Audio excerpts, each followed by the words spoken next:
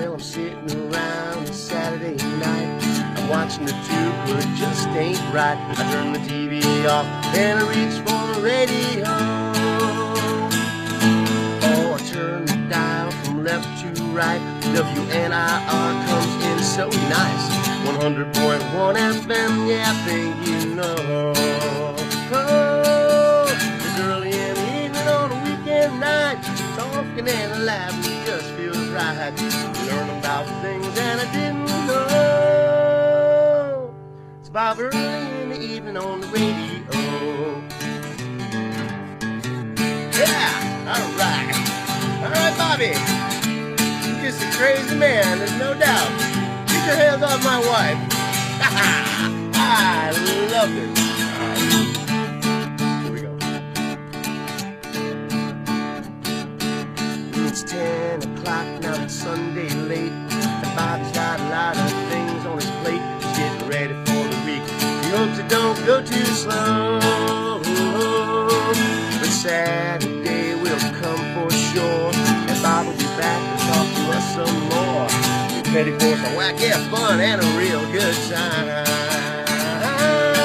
Well, it's early in the evening on a weekend night. Talking and laughing just feels right. WNIR, I love this show. It's Bob early in the evening on the radio. Bob early in the evening on the radio. All right, Bobby. All right, Bob Early with you on a Sunday night, and as you have no doubt heard on the radio all week, we are going to do a celebration of Tom Erickson's life tonight, and it's the first anniversary of Tom's passing, and we're going to share stories of Radio Boy. You guys know I have known him since 1974, so I have a lot I can add to this, but tonight's show is going to be fun. We are going to actually celebrate his time on Earth. We're not going to get all mournful and soulful. We're going to enjoy, and we're going to tell good stories, and you guys call and share your moments along with Tom. So before we start the show, we are going to take, if you'd be kind enough, the one serious thing I really wanted to do is we're going to do 30 seconds of a moment of silence. Okay? We'll do a moment of silence, and then we'll start taking your calls. Okay.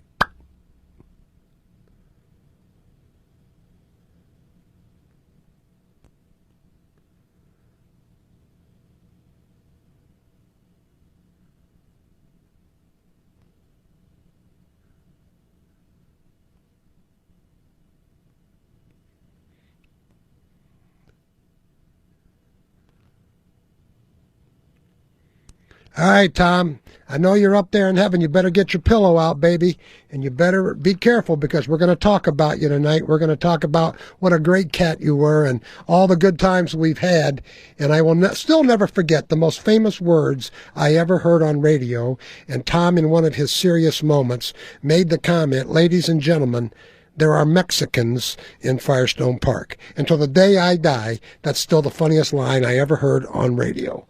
Ladies and gentlemen, there are Mexicans in Firestone Park. But this is about you sharing your story, so I'm just going to be the conduit. We're going to take your calls, but we're going to keep it happy. We're going to keep it enjoying, and we're going to talk, and we're going to celebrate. I wish Tom has I think it's a grandson. I should know. I follow Heather on Facebook once in a while. And Heather, and to you and Eric, I want to say, best of everything to you. And to Aunt B, of course, you know how I feel about you. And I hope you guys are all listening. And I hope you're going to enjoy what we're going to talk about tonight. But first, we have to pay a small bill. And that bill is the Falls Heating and Cooling Comfort Maker Heating and Cooling Equipment Poll. Now, this is a very important question, and inquiring minds want to know. And since this poll involves Tom Erickson, I'm going to be following the flow of votes for those of you who are listening on the computer, and we'll see if any of you know the answer, because one of these answers is correct. So here is your poll. Tom Erickson's favorite pastime was fishing at the summer home. He talked about it constantly. Here is your question. What was his favorite bait? You have 4 choices. Number 1, his wiener. Number 2, his worm. Number 3, his sausage. Or number 4, his salami. Those of you should know that one of those things was Tom's favorite bait. So without further ado, we're going to get right to the phones. You guys share some stories about Radio Boy. And Tommy, this one's for you, my brother. And I'm going to share some personal stories with you about things I used to do to Tom before Eric or Heather were even a twinkle in his eye, when he was still called Eric Thomas. Because as you know, Tom Erickson was not his real name, and I knew him when he was Eric Thomas way back in 1973, 74, right in there, and I did more things to screw that guy up because he was like a cub reporter trying to find news stories, and I did things to him that just weren't right. So let's get to the phones. If you want to get in line, we have 4 people lined up already. The number is 330-673-1234, 1-800-669-4100. You have to admit, nobody could tell a story about space like Tom Erickson. And if you wanted to get him mad, all you had to do was mention the Land Rover on Mars and he would flip out. Me, I could care less if anybody was in Mars. But old Tom, he loved it all. All right, here we go. You're on the air. You're first up tonight. Well, first of all, thanks for having this program. I think it's very nice. And I have to say, Tom Erickson was my guiding light while I traveled back and forth from work. Now, you know, that's scary in itself. But I used to have to drive from Pennsylvania, from like Mercer County. Oh, boy. Oftentimes late at night. And so I'd be listening to Tom, and I actually learned a lot more and became a lot more aware of what was going on in the skies because of Tom. And he called me Tree Lady because I had a lot of investment as far as, like trees and land and lumber and that kind of thing. And so that's what he called me, was Tree Lady. Tree Lady. You know, he did. Tom walked to his own beat. He had his own drum, and there was nobody like him. You know, Howie was good at what he does, but nobody was as whacked out as Tom Erickson.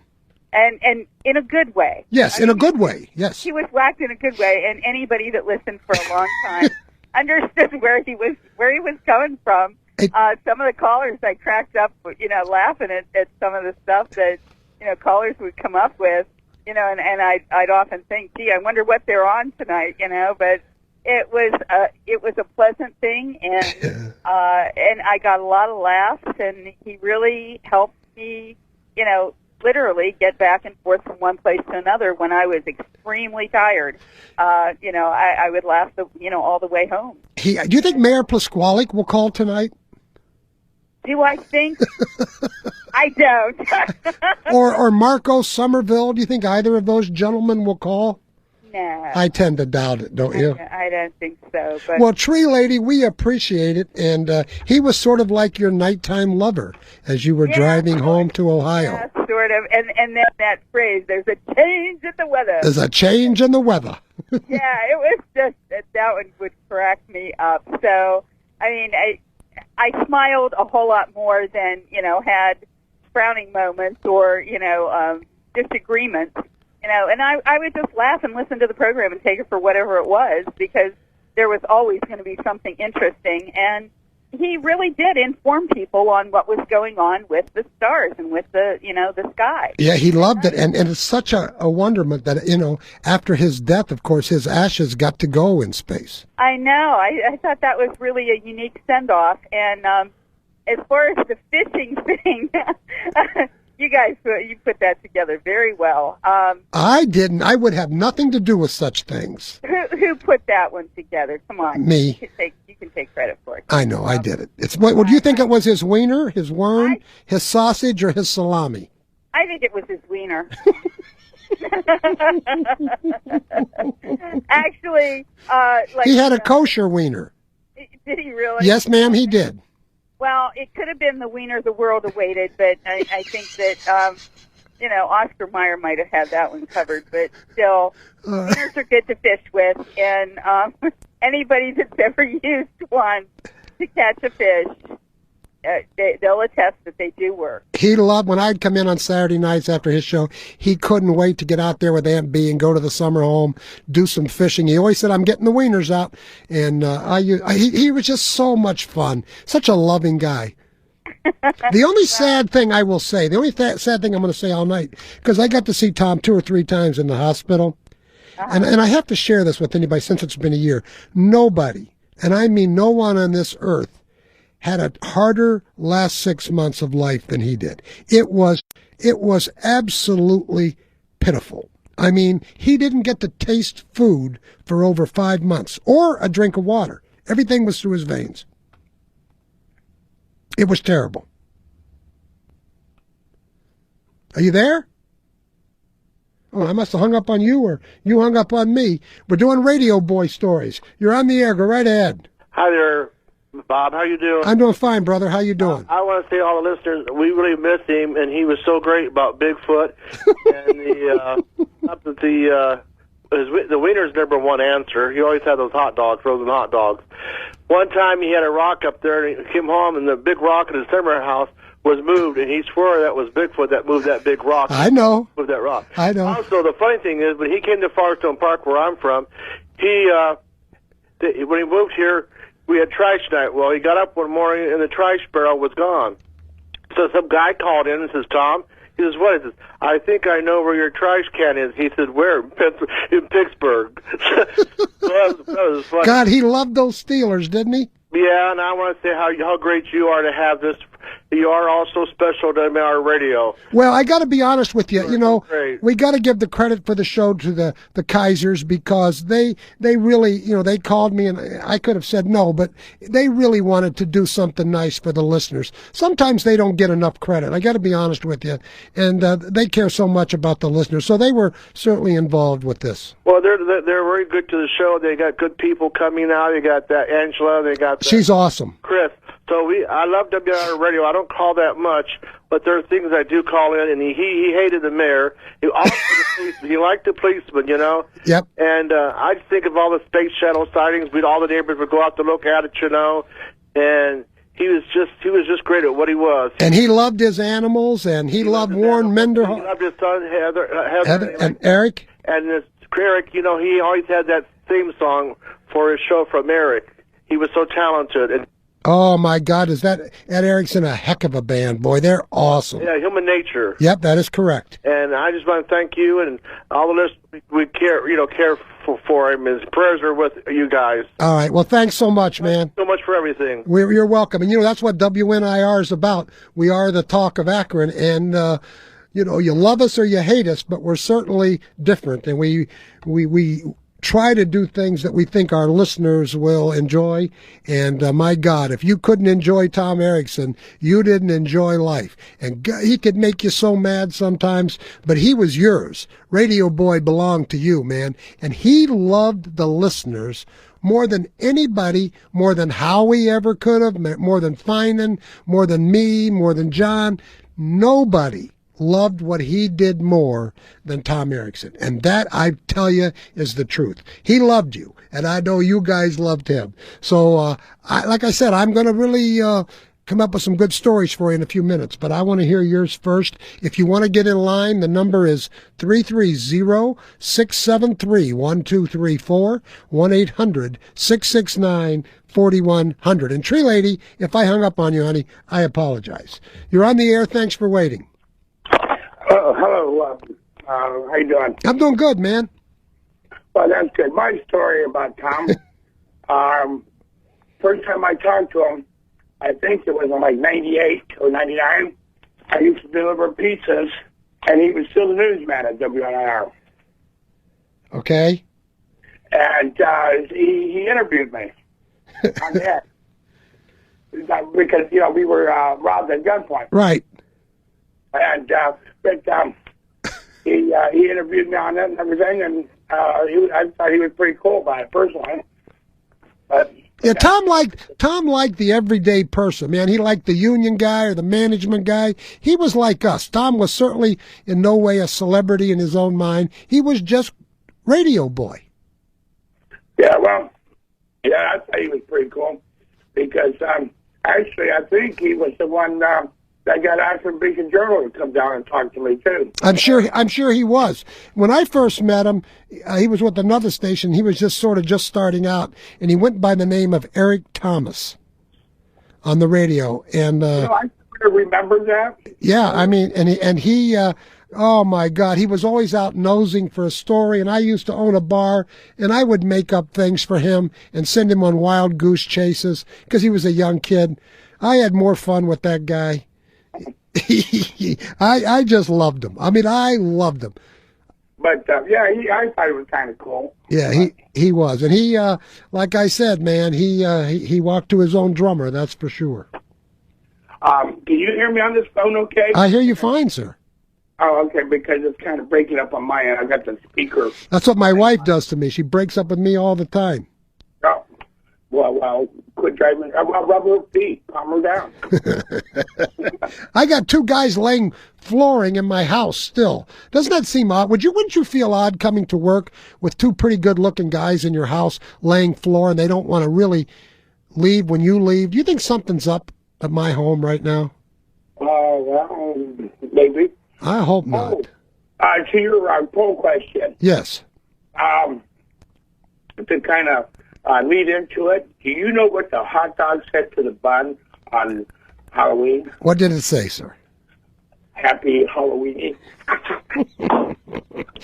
Good night, sir. You're on the air. How are you? Hello, hello, hello. Are you there? Moi? What? It's you. Vous. Oh. Je le parle en français, madame. On peut. Yeah, un peu. I understand that. That means little. Just a little. And talking about Tom's bait, that's what Aunt B said. It was very little. Oh, hey. Now, with Tom, I love Tom Erickson, but when he read the lottery numbers, it drove me nuts. Really? The pick 3. The numbers are 5, 13, 18. That's 5, 13, 18. Once again, that's 5. I'm like, shut up already. And then you go on to the pick 4. Okay, 7, 12, 22, 29. That's 7, 12, 22, 29. Once again, I'm like, okay. Right, I know. Did you ever listen to a show, you turn it on sometimes, and he's in the middle of a sentence, and he pauses for about 30 seconds, and you think maybe you don't even have the damn station on? Well, I wondered if maybe he was passing personal gas, or... I don't know either. But I could come in on Saturdays, and I would make crank calls from the office.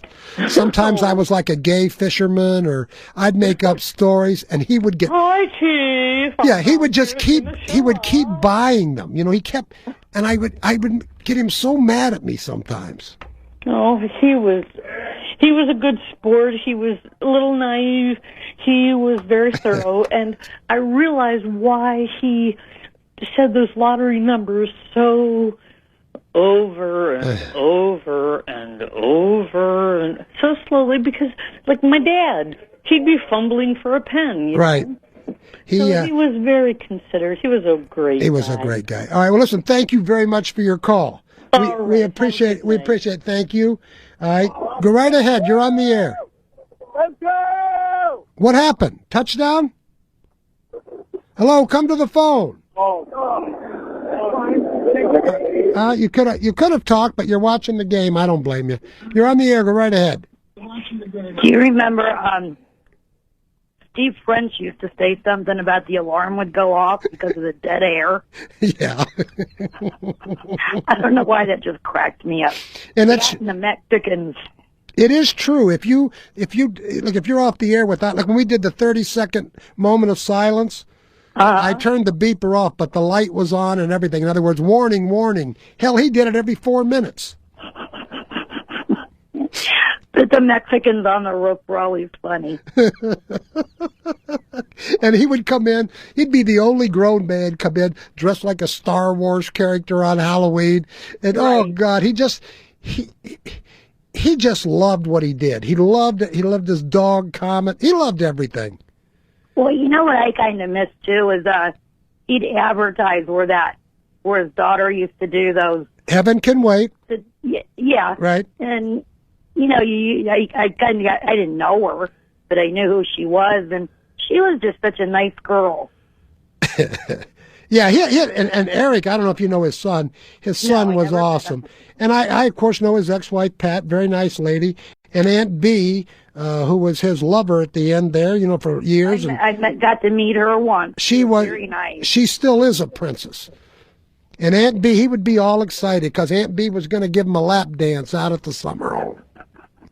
He was a little perverted that way. Now, Tom was a little kinky. Don't think he wasn't. But he was a nice guy. Yeah. Do you know that when he and Aunt B would go to bed at night, Tom always left his outside, he had 3 outside lights, he left them on so that he had a shot if he heard some fumbling outside to catch Bigfoot. He probably had cameras. I mean, and it took him two hours to watch 60 Minutes. And a lot of people said his IQ was like a gnat, but the truth of the matter is he was smarter than all of us. Oh, probably. I mean, but he would tell people, I never would forget this. Did you ever hear him say, all right, the space station will be by tomorrow at 4:38 in the morning. Yeah. Now, it's 22 degrees below zero, but look to the northeast. And these lunatics would go out there and look. Yeah, but it was good for people to go look at it, I guess. Yeah, but he was, hey, we miss him, man. That's all there is to it, Okay, well, thank you. I appreciate your call, honey. You're on the air. Go right ahead. Hey, Bob. Yes. Hi. Hey, a couple things about Tom. Yeah. First of all, how did Aunt B get her name? Tom, I think he just gave it to her. I don't. That's a good question. I don't know. Maybe she'll call and tell us. Oh, that'd be great. Because she doesn't act like an Aunt B. I know. I always thought it was kind of a fuddy-duddy name, Yeah. No. Well, Tom. Who knows how Tom did anything? I mean, he like I said, he was so different. He was. One thing I was so glad for him that on his last day out in the world before he went in the hospital, he was doing something he liked. He was up in Cleveland. Yep. And I thought, that's one small thing that he got for what he had to go through the next few months. But, I was only an occasional evening listener, and I have to contribute to Tom and Howie's death. That made me a 100% listener. I can't get enough of WNIR. I have it on all the time. Well, I've been that way for 30 years. And, we lose personalities and we just form close ranks and we stick together. And there are people who say, I'm not listening anymore because, I only listen to Howie. Well, you know what? Get over it. Move forward. And God forbid, if we kept the same listeners forever, we'd die with them because you got to get new people to come in. Right. The WNIR would be gone. I know. I always like it when somebody in their 20s calls and say they've been listening for a while, and right, thank goodness, Yeah, and it's so funny. I mean, because I'm not an employee here, okay? And so I don't talk the talk. I walk the walk. I spend a lot of money advertising here because I know how good it is, and I know what the people are like here. I mean, it's just. These people at this station care more about their listeners than any of those other big networks ever could. Ever. Oh, I believe it. Any of your sponsors I would go to without hesitating. If you guys recommend them, they're good. That's just the way it is. That is the way it is. Did you ever have a man tell you he was good, though, and he turned out he wasn't? Something like that. I can't help but get ornery. You know that. Oh, God, always. It's just my nature. All right, I got to run, darling. I appreciate your call. Let me do a spot, and we'll be right back. If you want to get in line, 330-673-1234, 1-800-669-4100. And keep the calls coming. I'm surprised anybody's listening with the Browns, and I think it's about over, but if someone would give me an update, I'd appreciate it. We'll be right back. 75, $100 bill, 1 quarter, 1 half, 175 and 200, 2 and a quarter, 2 and a half, 275, now 300, bid 300, 300, 300, sold. Auctions can be the best way to liquidate any asset into cash. Hello, I'm Bob Young, and I'm the owner of Young's Auction Service. You need to check us out at our new auction center. The auction center is located at the corner of Malson Road and Killian Road in Springfield Township.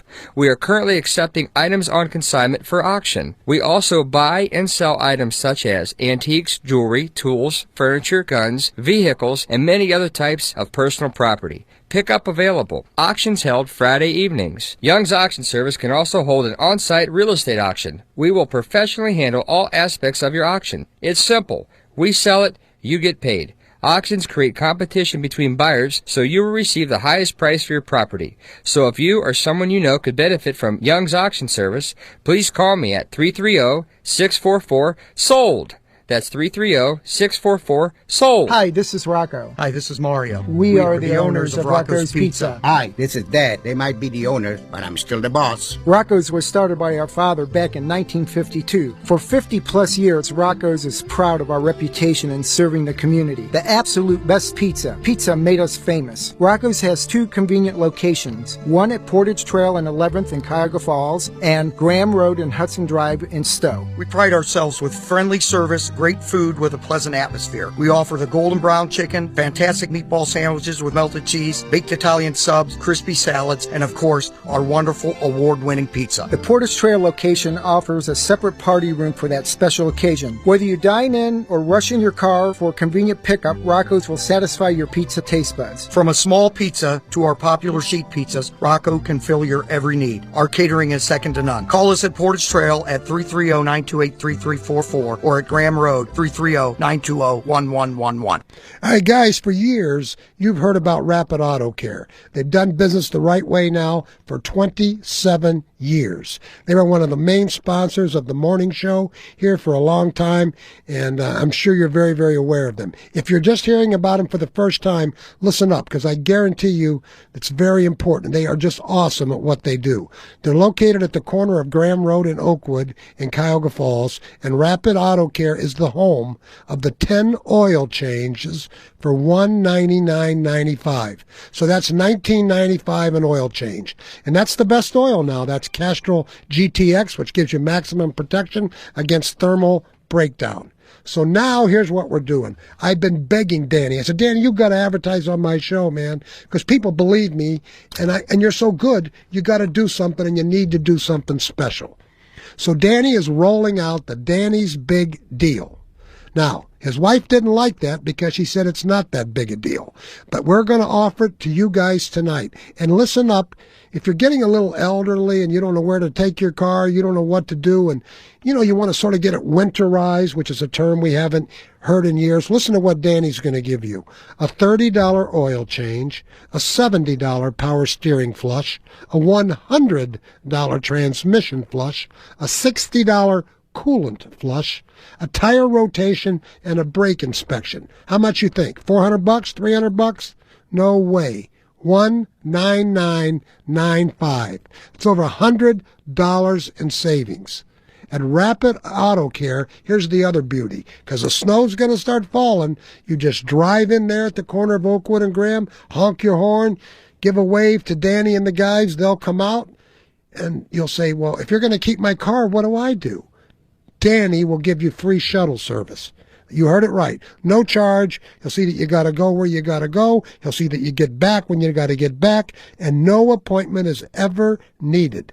They just do things that make life a little easier for you. So you guys check them out. Rapid Auto Care, the corner of Graham Road in Oakwood in Cuyahoga Falls. And the number, 330-929-1414. 330-929-1414. Great people. You've been in business 27 years. You're doing something right. Danny, proud to have you as a friend, mate.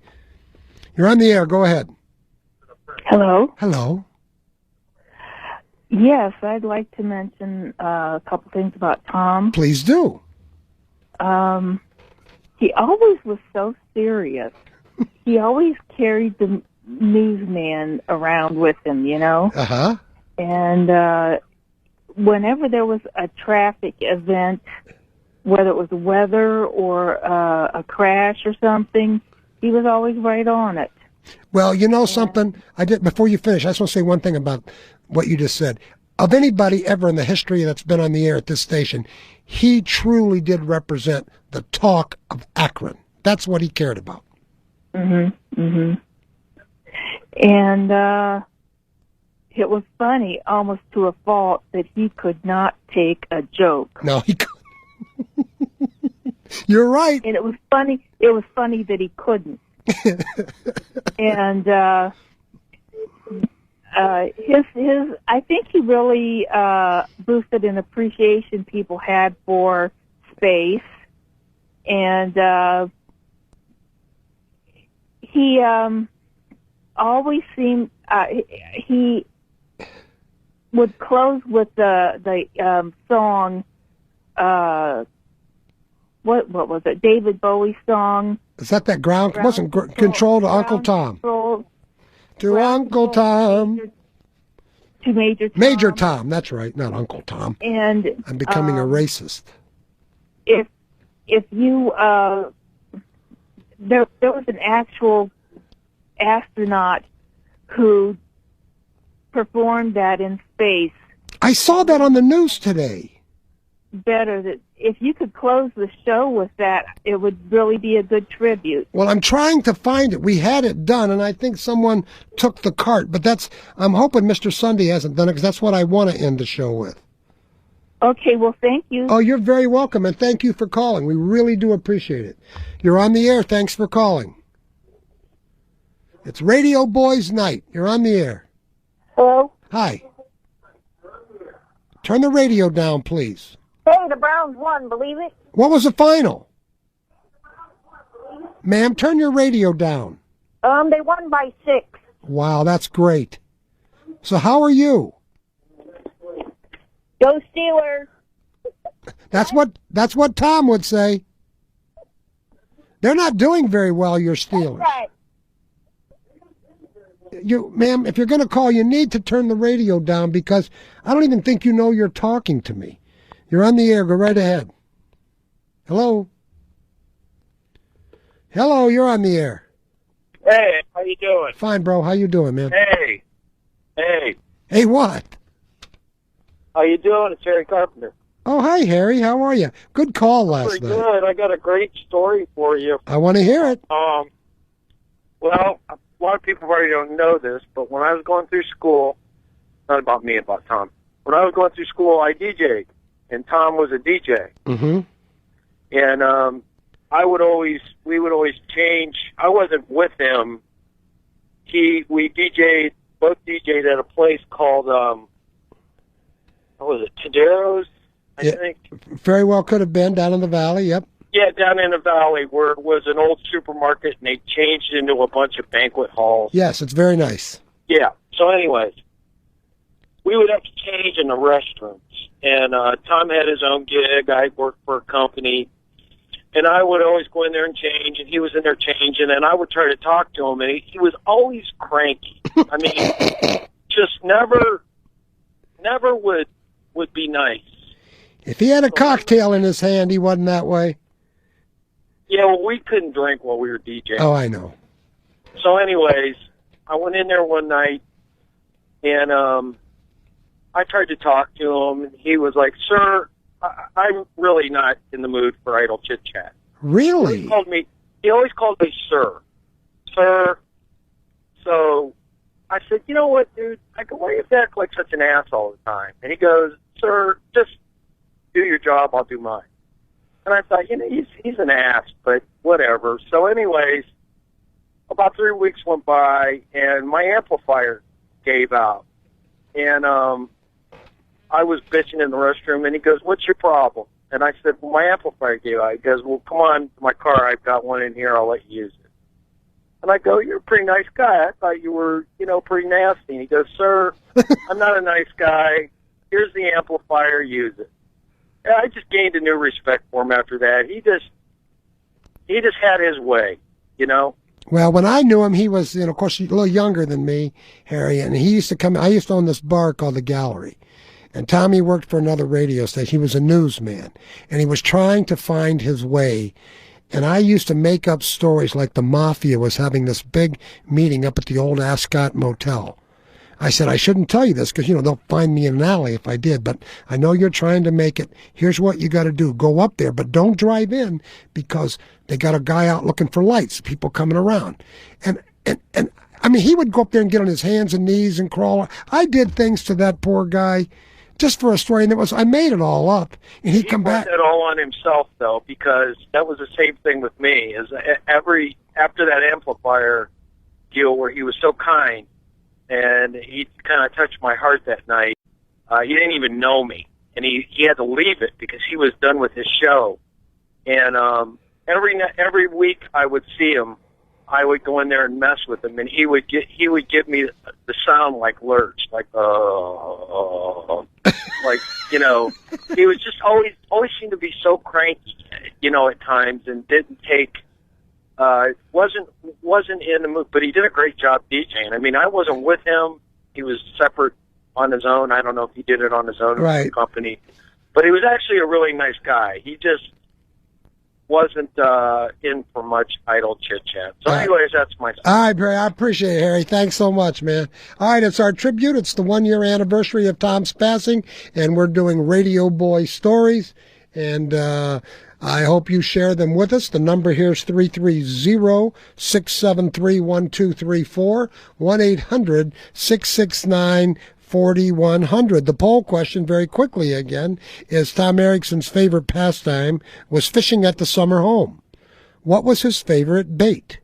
Was it his wiener, his worm, his sausage, or his salami? That's for you guys to answer, and we'll keep you updated on that as we go along. Let's do a spot for Bo's, one of the best steakhouses in all Summit County. We're in the studio with Bo Schmidt, chef-owner of the famous Bo's Grill at the Hilton in Fairlawn, and he has some really exciting news for you. Thanks, Bob. Not only are we on our 23rd year here in business and have one of the most exciting terraces in Northeast Ohio, but we're also opening up our second location at the Sheridan Suites in Cuyahoga Falls. I will admit, Bo, we've been there twice in the last couple of weeks. It's truly fantastic, and I couldn't believe the prices. Thanks, Bob. It's a casual-themed menu. It has a little bit of something for everybody. We do a lot of nice appetizers, salads with grilled meat and fish. You can have a nice steak, fresh seafood, or if you're not real hungry, you can just have a nice sandwich from the lighter fare menu. You can join us for breakfast, lunch, or dinner. Don't forget about our affordable lunch buffet. We also have entertainment in the lounge, the best view in Northeast Ohio with the river in the falls. So come down and see me at Bo's on the River inside the Sheraton Suites, downtown Cuyahoga Falls. I tell you, if you're having a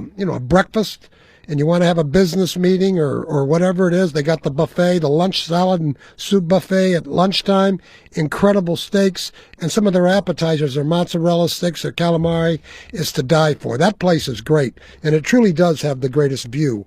Many of you know Bo's Grill out in the Hilton on West Market. Well, now that they've opened in the Sheridan, it's awesome. They got a great bar, good music. You guys got to check it out.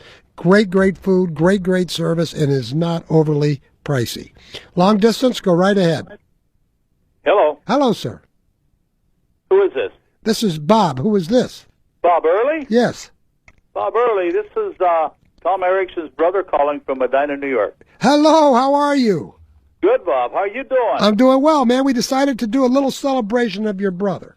Yeah, this is what I understand. My sister Betty in Cortland called me last night and alerted me to this. And my computer was messed up a little bit before, but now it seems to be straightened up, and I was able to get through to you guys. So now, were you older or younger than Tom? Yes, I am, Bob. I am 12 years older.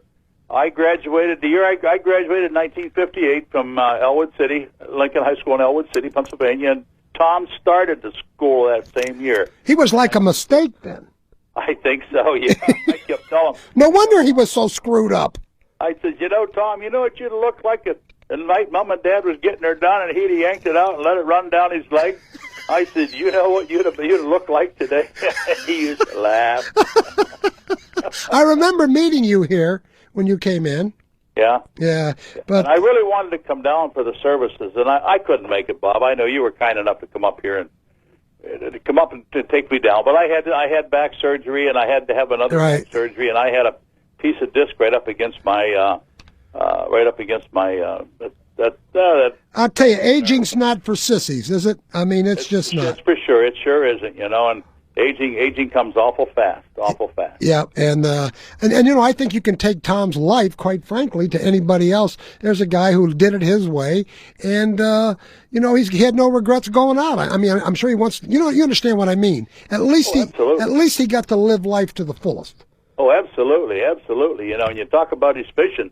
I was the first one to ever take him fishing up here in New York, a little small lake. Uh-huh. I had a little old wood rowboat down here in a small lake, and he kept bugging me to go out. And I said, okay, we'll go out. So I paddled him out to some weed beds, and I don't know what we had for bait. I don't know, probably some worms. And boy, all of a sudden he got this big bite, and his pole was in his hand. He got all nervous and jerky. What do I do?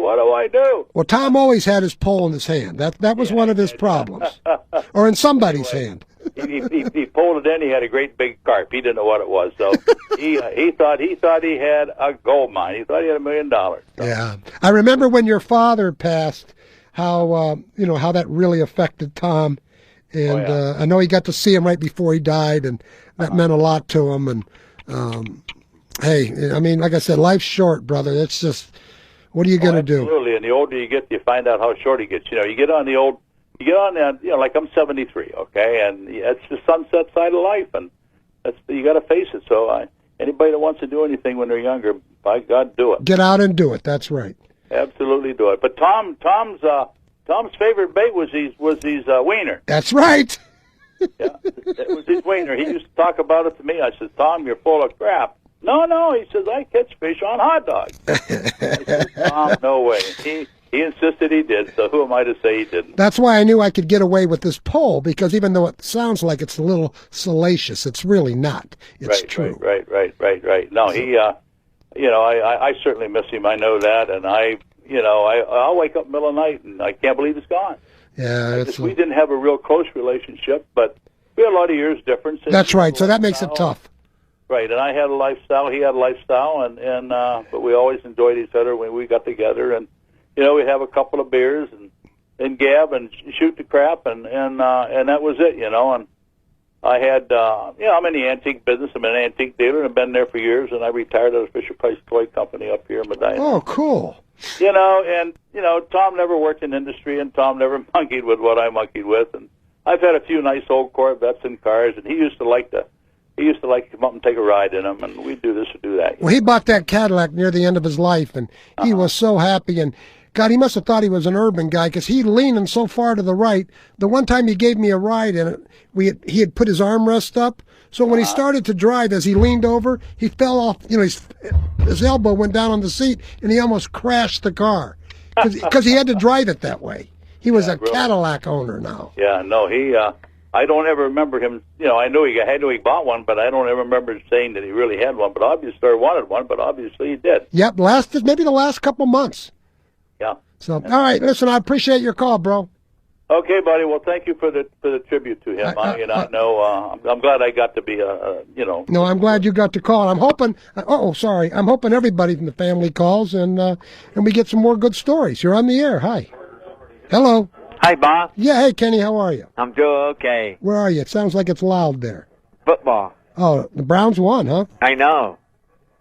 I'm happy, too. I'm sure you are. So you probably didn't know Tom Erickson, did you?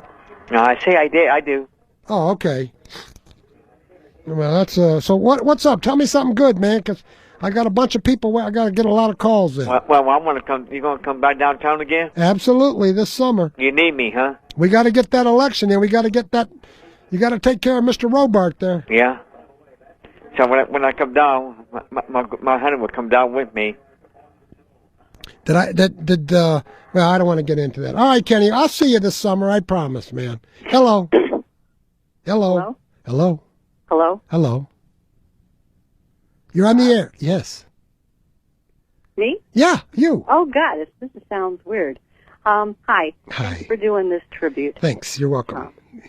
Wanted to answer your question. It was Jim Mydock, the former news director, that came up with the name Aunt B. Oh, it was? Yeah, because Tom liked to dress up like at Halloween as Andy Griffith. And because Aunt B was such a good cook, she still is a good cook, from what I understand, that's where she got the name. I never knew that. Of course, I know Aunt B very well. I've seen her probably 15, 20 times in the last year, and she's a great lady. They had a great relationship. Yes, she is. She's a very fine lady. I knew she had told me before that Tom did like to dress up like a woman once in a while. I don't know anything. But we don't tell that out on the air too much. I probably shouldn't say that. I don't know anything about that. Because when he would dress up, what people don't realize, when he would dress up, you know, if you're going to dress up like Star Wars, most men would be like Han Solo or whatever that guy, what was the guy with the mask? You know, the Darth Vader. He liked Darth Well, no, Tom liked to dress up like that Fisher girl. He liked to dress up like the girl in Star Wars. Fisher? Yeah. No. Oh, yes, he liked to wear hose and... No, you're full of it. Okay, all right. He would do this to me if he was doing this tonight. Trust me. Oh yeah, but don't diss his wiener. Well, Aunt B did. She told me it wasn't any big deal at all. I'm not going there. It was it's one of those little inchy wieners. You know what I mean? Little tidbit bites. I couldn't tell you about that, but I sure still miss him and the guests that he used to have, like Jay Reynolds and about space news, and Don Keating about Bigfoot. Wasn't Jay Reynolds the guy he saw? Was he the guy from Alliance, or is he the guy that had the last space thing that Tom went to? He's the one. Well, Jay Reynolds was up there, but he's from, I believe, Cleveland State. Okay. And he teaches astronomy, and he's affiliated with NASA in Cleveland.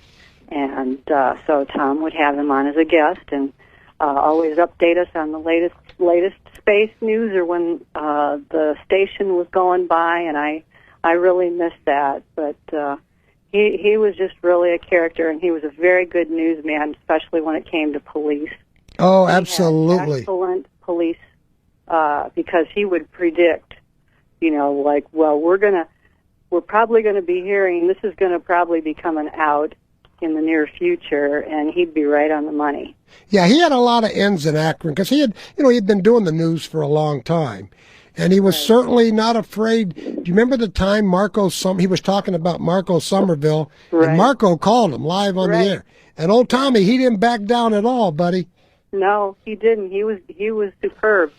And the other thing about the mayor that probably a lot of people don't realize, because you really had to be a regular listener to know, is that Tom had really supported the mayor when he came into office, probably the first half of his career. Mm-hmm. And then something happened, I don't know, that Tom disagreed with, and just, you know, that's what turned him, you know, toward being antagonistic toward the mayor. But in the beginning, in all fairness to the mayor and to Tom, he was a supporter of Don Plisquellic.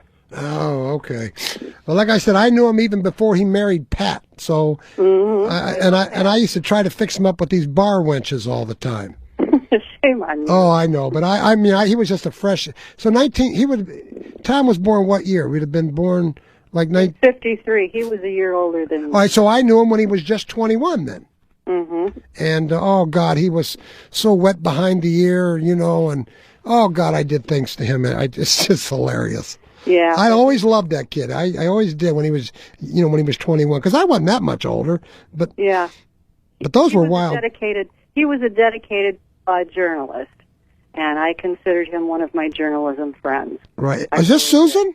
Yeah, this is Susan. Oh, how are you, sweetheart? Okay, working through some garbage, but I'm going to be in Talmadge tomorrow. I got to go look at a record collection. Ooh, sounds good. I just know it's supposed to be good. And the guy's name is Seth. That's all I know. Well, enjoy. I hope you find something really good. I will, and I appreciate your call, darling. Thank you so very much. You've been a great listener here for WNIR. You're on the air. Go right ahead. Well, the lines may not be working. It's the whipping boy. How are you, whipping boy? We'll talk about Tom tonight. We're talking about Tom. Oh, we're not going to talk about your red behind when you get spanked? All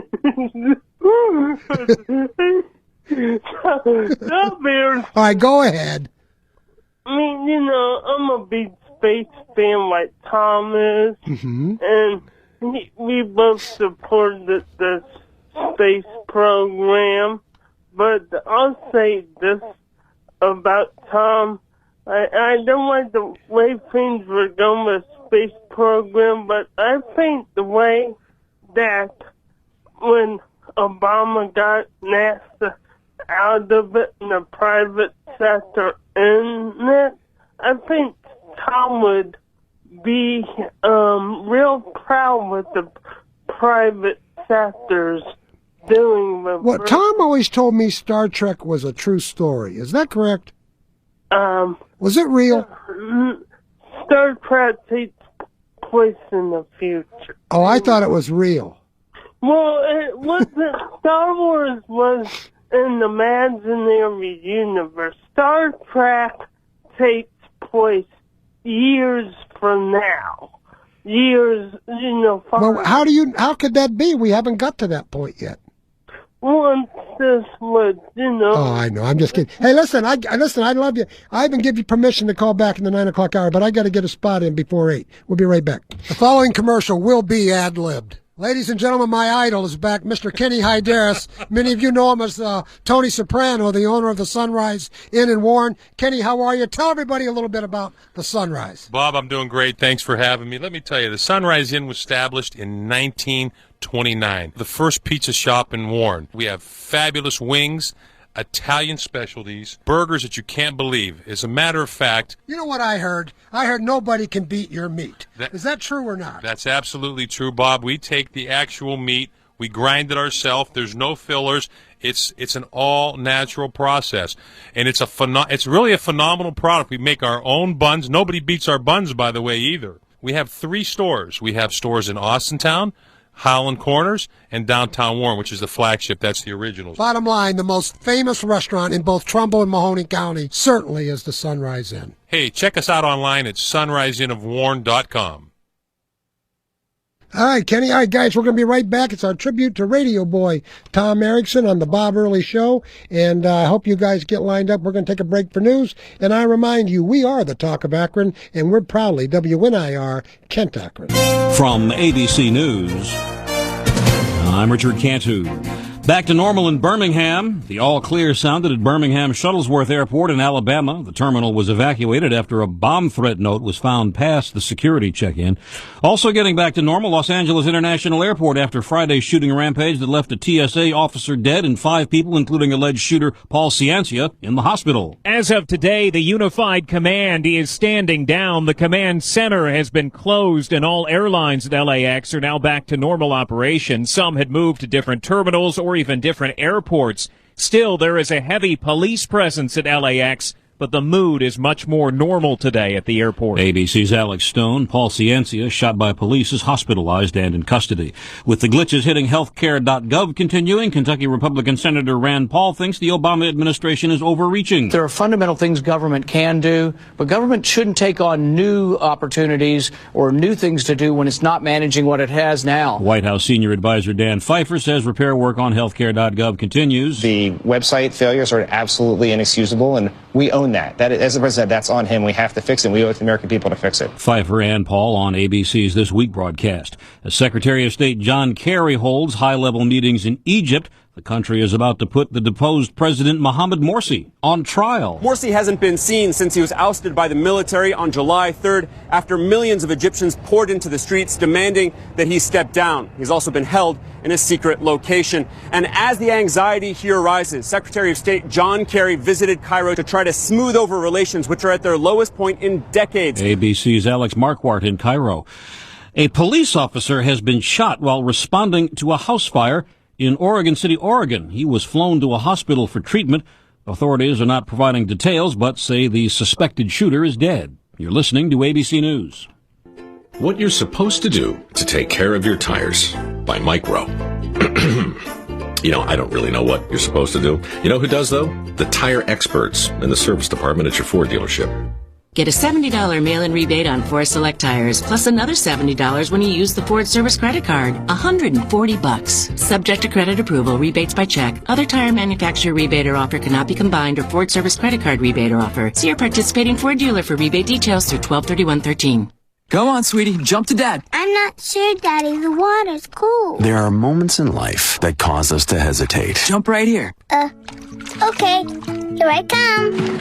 I got you. Good job. I did it. That was fun. But once we take action, we're really glad that we did. If you're thinking about selling your home, don't hesitate. Interest rates are low and buyers are in the market. Every market's different. Call a Realtor today and visit Realtor.com. Realtors are members of the National Association of Realtors. The business of breakfast stands to be front and center when U.S. stock markets reopen. Kellogg will report its latest quarterly profit before the opening. We're consuming a lot less cereal here. In fact, the number of cereal boxes sold in the United States has declined every year over the last 3 years. And for Kellogg's, that's obviously a problem. They are fighting to get Americans to eat more cereal because cereal still is a big, big part of their business. Cereal accounts for about 30% of the breakfast category in the United States. ABC News Chief Business and Economics Correspondent Rebecca Jarvis. Controversy in Rancho Cordova, California over a so-called freeze position, trying to calm students after recess. Some schools require them to bend over and put their hands on their knees. Mom, Heather Newman, has a big problem with that. My daughter's bent over and assumed this position. She could be like that for 10 minutes till you get these other kids to bend over, to freeze. This father, though, disagrees. I don't really see a big deal, and that's just my personal opinion, though. Washington, D.C. might decriminalize possession of small amounts of marijuana.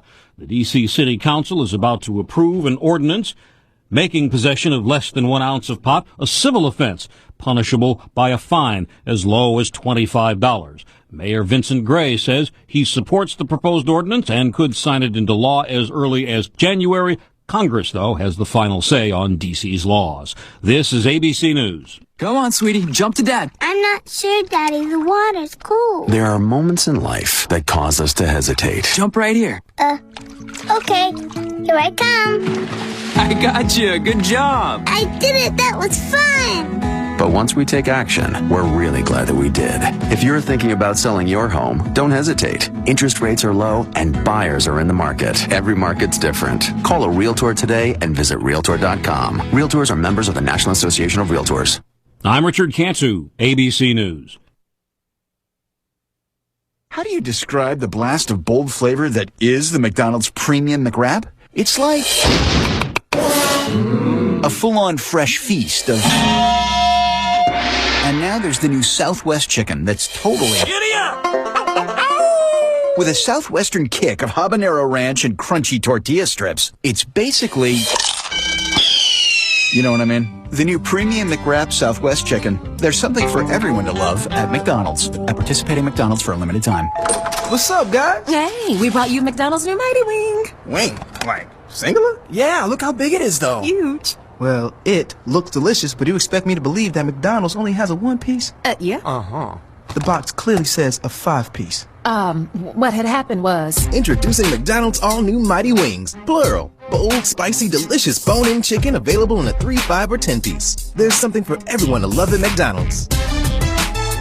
For a limited time only at participating McDonald's. Thousands of people around the world are now listening to WNIR online. Remember, whenever you can't listen to WNIR on your radio, you too can listen online at WNIR.com. Sponsored by Cajun Dave's at the Water Street Tavern.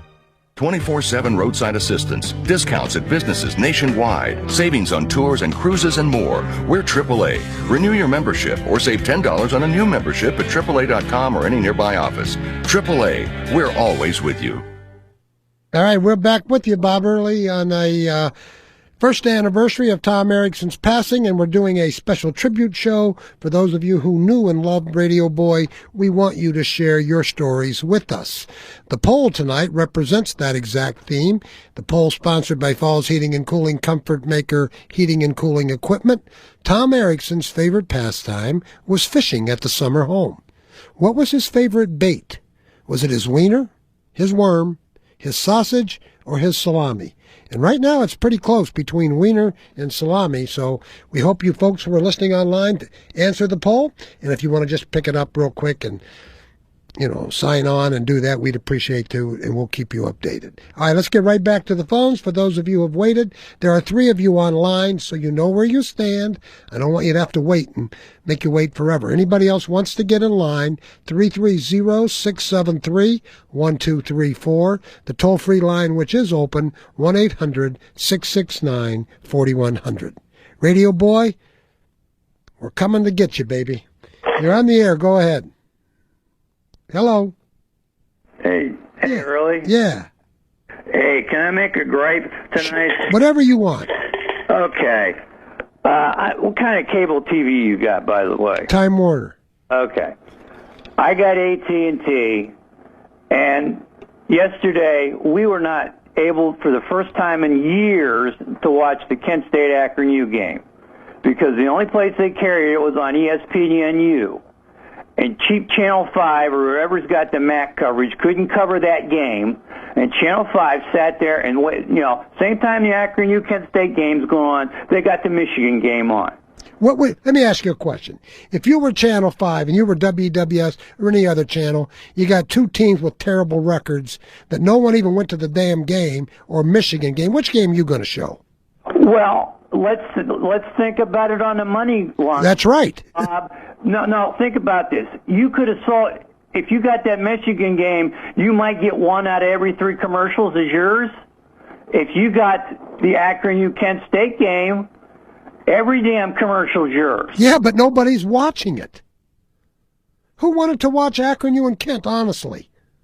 I don't know. I'm just saying. I wish I had the AT&T. Well, I know you. I can understand that. That's great. But I want to do Erickson tonight, so I don't want to do this. But I mean, if you want to go to, just go to the game. It doesn't cost anything. But I have to admit, it's all about the money. And trust me, I'm right on this one. You're off. You're off because if it was not about the money, they would try to do what was nice for a few people. But it's always about the money. Everything is about the money. You're on the air. Go ahead. Hello. Are you there?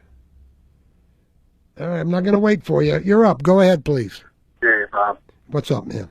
Yeah, Tom, he was one of a kind. Great guy. That exactly he was. I talked to his daughter not long ago. But she says they miss him so much. They miss him every day. And well, Heather's a mother, a very proud mother now. And, yeah, she... I know she's aware that we're doing this, but, this is about she had a very good post on Facebook today, which I read, was very emotional. She did a great job. And, but I just thought it might be nice for the people. I couldn't believe it had been a year, and for just people to tell some good stories. Yeah, and all the classic interviews Tom did with, like the Bigfoot hunters, Jay Reynolds of NASA, the stories of the summer home and all of that were just classic. Oh, yeah.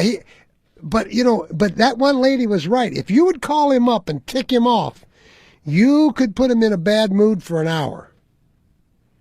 But, he actually stuck up for me somewhat after Joe Finan would cuss me out. Joe Finan cussed you out? Yeah. Why, because you were such a Republican?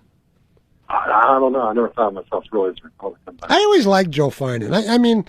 I just like everybody. Somebody you've been around. You call all the shows. This isn't the easiest thing to do, especially during the week. What I do is easy. What those guys. When Tom would talk to that caller, he started calling him Mr. Racism. Yeah. It was hilarious. Whatever happened to Mr. Race Card? Remember the older black gentleman? Yeah, that's what I'm talking about. I wonder if he's still with us. Well, you know what happened? I'm assuming. One day he started complaining about the young thugs in his neighborhood. He was saying, man, they ought to make them just join the military or something. All they do is cause trouble around here. Right. Oh, a week later, the guy disappeared. You never heard from him again. It's surprising what happened. But that was another classic, Mr. Racing.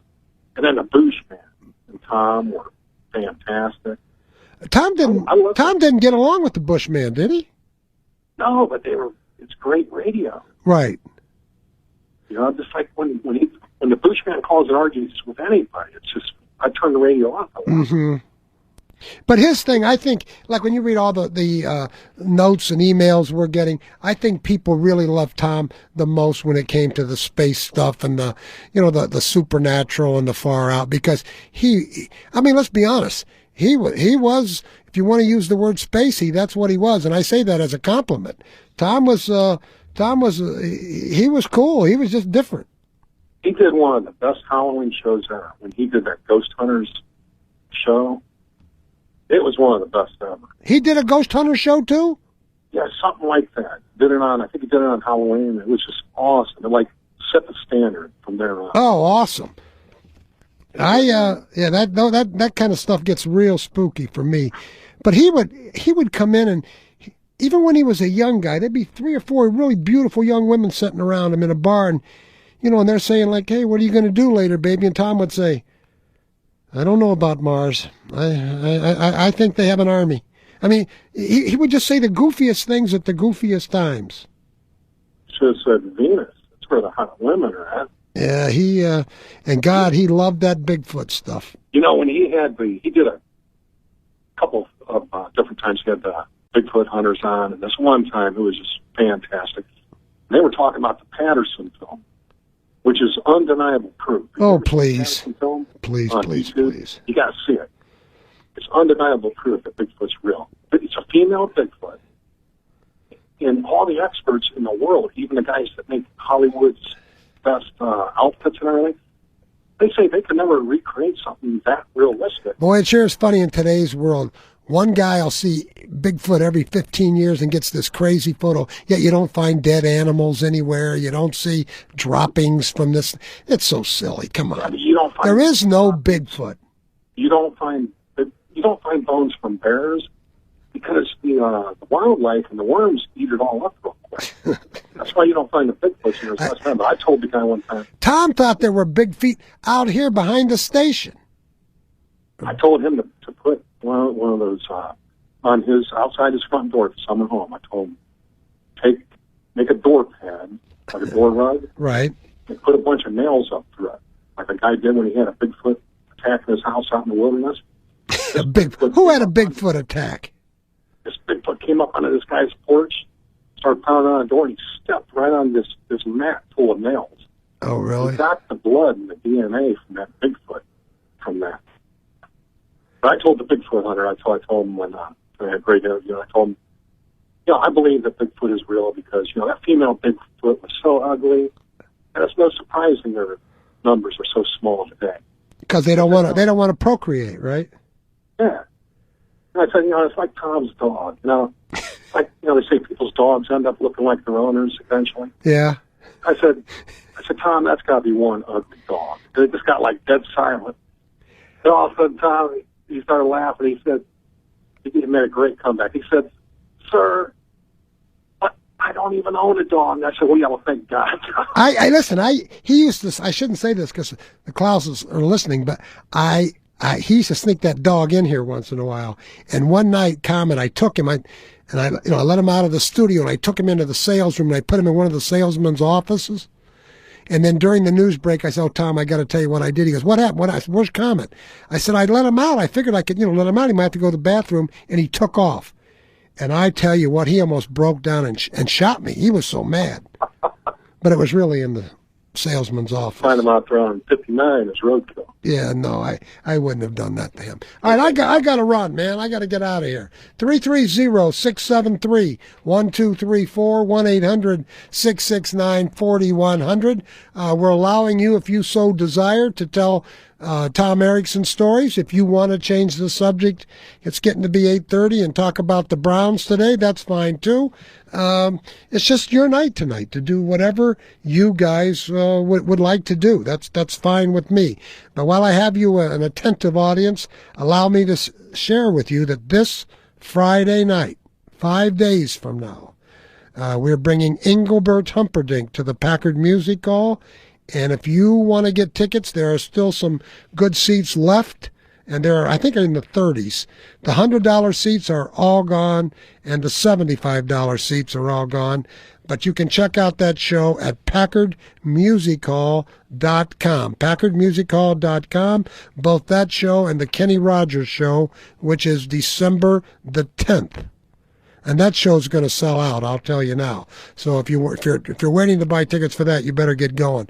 And then 2 weeks from tonight, we will have Blues Traveler, one of the greatest bands ever from the 80s and 90s, with the greatest harmonica player in the world. We've partnered up with the Kent Stage. These tickets can be bought at KentStage.com, and we're going to have this event at the Zplex and you're going to be able to get tickets for $25 and get right up front, and you're going to get to meet Blues Traveler. That is a very inexpensive ticket, so I hope you guys check it out. That's 2 weeks from tonight. And then, of course, the big show, December 20th. Well, when I say it's certainly not bigger than Kenny Rogers or Engelbert, but my favorite show of the year is at the Kent Stage, the Back to Vegas show, where we do the big orchestra and the Frank Sinatra singer and the Dean Martin singer.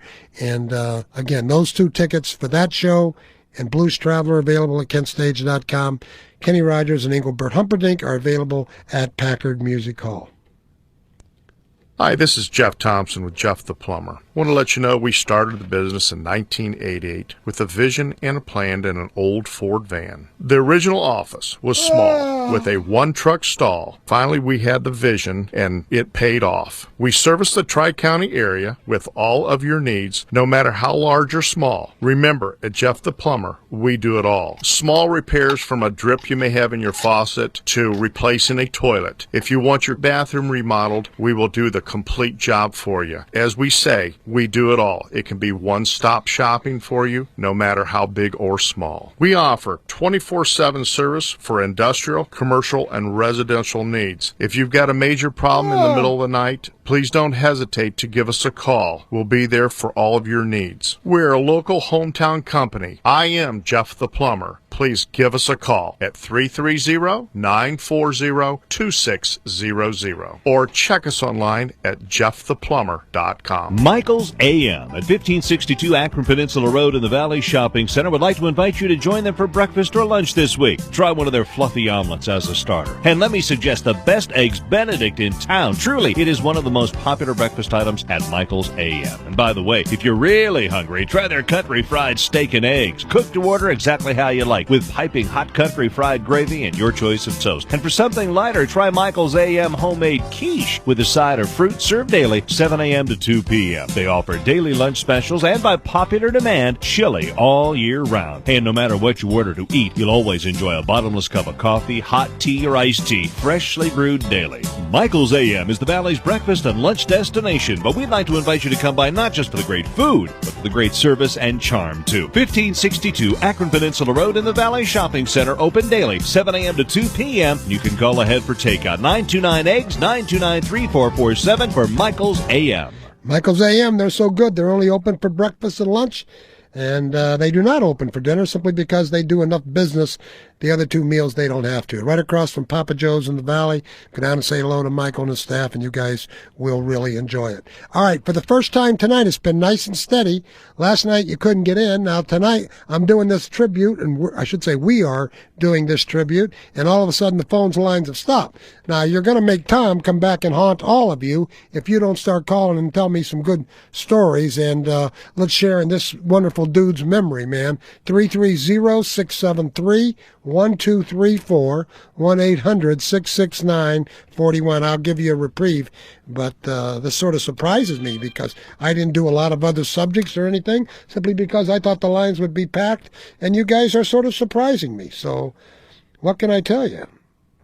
Oh, someone just said I'm yawning, and they heard it during the commercial. Sorry, but I was bored. You're on the air. Go ahead. Hi. Thanks for saving me. It got slow there all of a sudden. Well, I don't know. Maybe a lot of people are out celebrating the Browns winning. That could be. Now, you listen to Tom a lot. You should have some great stories. Oh, listen, I will tell you. Do you know what I did? No. Remember when he hammered so hard about Mayor Dawn that he somehow or other they got that guy running against him. Right. Well, I'm a registered Republican. I went in and I registered as a Democrat, and I voted for that other guy. And that other guy almost won. Yes, if that other guy would have had more, what was his name? Joe something. Him. If he would have had more money, he could have beat Mayor Don in that race. He just didn't have enough funding. Well, you know, Tom's smiling in heaven because you listen to him. Now, you don't have much sense if you listen to him, but outside of that. Listen, I am not kidding. You and Tom Erickson can put me in the best mood. Him talking about Bigfoot and I would really start roaring sometimes when he was talking about going up to the summer home. Oh, God. And going out fishing with his wieners. And he bought the cheapest wieners that he could find. He did. But he would always have a little smile on his face right about 5 minutes before he was leaving. I'd say, where you going? Bet. I mean, it's 7 on Saturdays. And I'd say, where you going? He goes, me and Aunt B are going to get loose tonight at the summer home. I'll never forget the time when he went up there for the first time after the winter. And he swore up and down, backwards, forwards, frontwards, and sidewards, that Bigfoot had been there and had moved those rocks. Absolutely. Yeah, he believed it. Of course, I will tell you, another thing he did for all of us, because I can remember when my brother and I would go out in the backyard, lay on our backs, and just look at the sky. And he brought that all back to me, and I love going out on my deck in the summertime and just looking up at the sky. Just think he probably has all the answers now. Oh, yeah. Yeah. Yep. Well, I often will say a little prayer for him because he was so funny. He was so cute, and he could get so mad. Oh God, and let's be honest. Sometimes he went almost across the line because he was so opinionated. But that's what made him good. Yeah, exactly. I mean, you knew exactly where he stood, no question. Yep. Yep.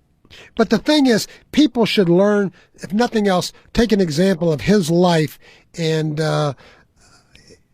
Knowing that life is so short, and instead of complaining and yelling and screaming at each other and fighting about all this nonsense, get out and enjoy your life. My God, you think he wouldn't love to have another year or two? You think he'd give a damn about Mayor Don now? He was so happy with Aunt B and Comet. Yes, he was. Absolutely.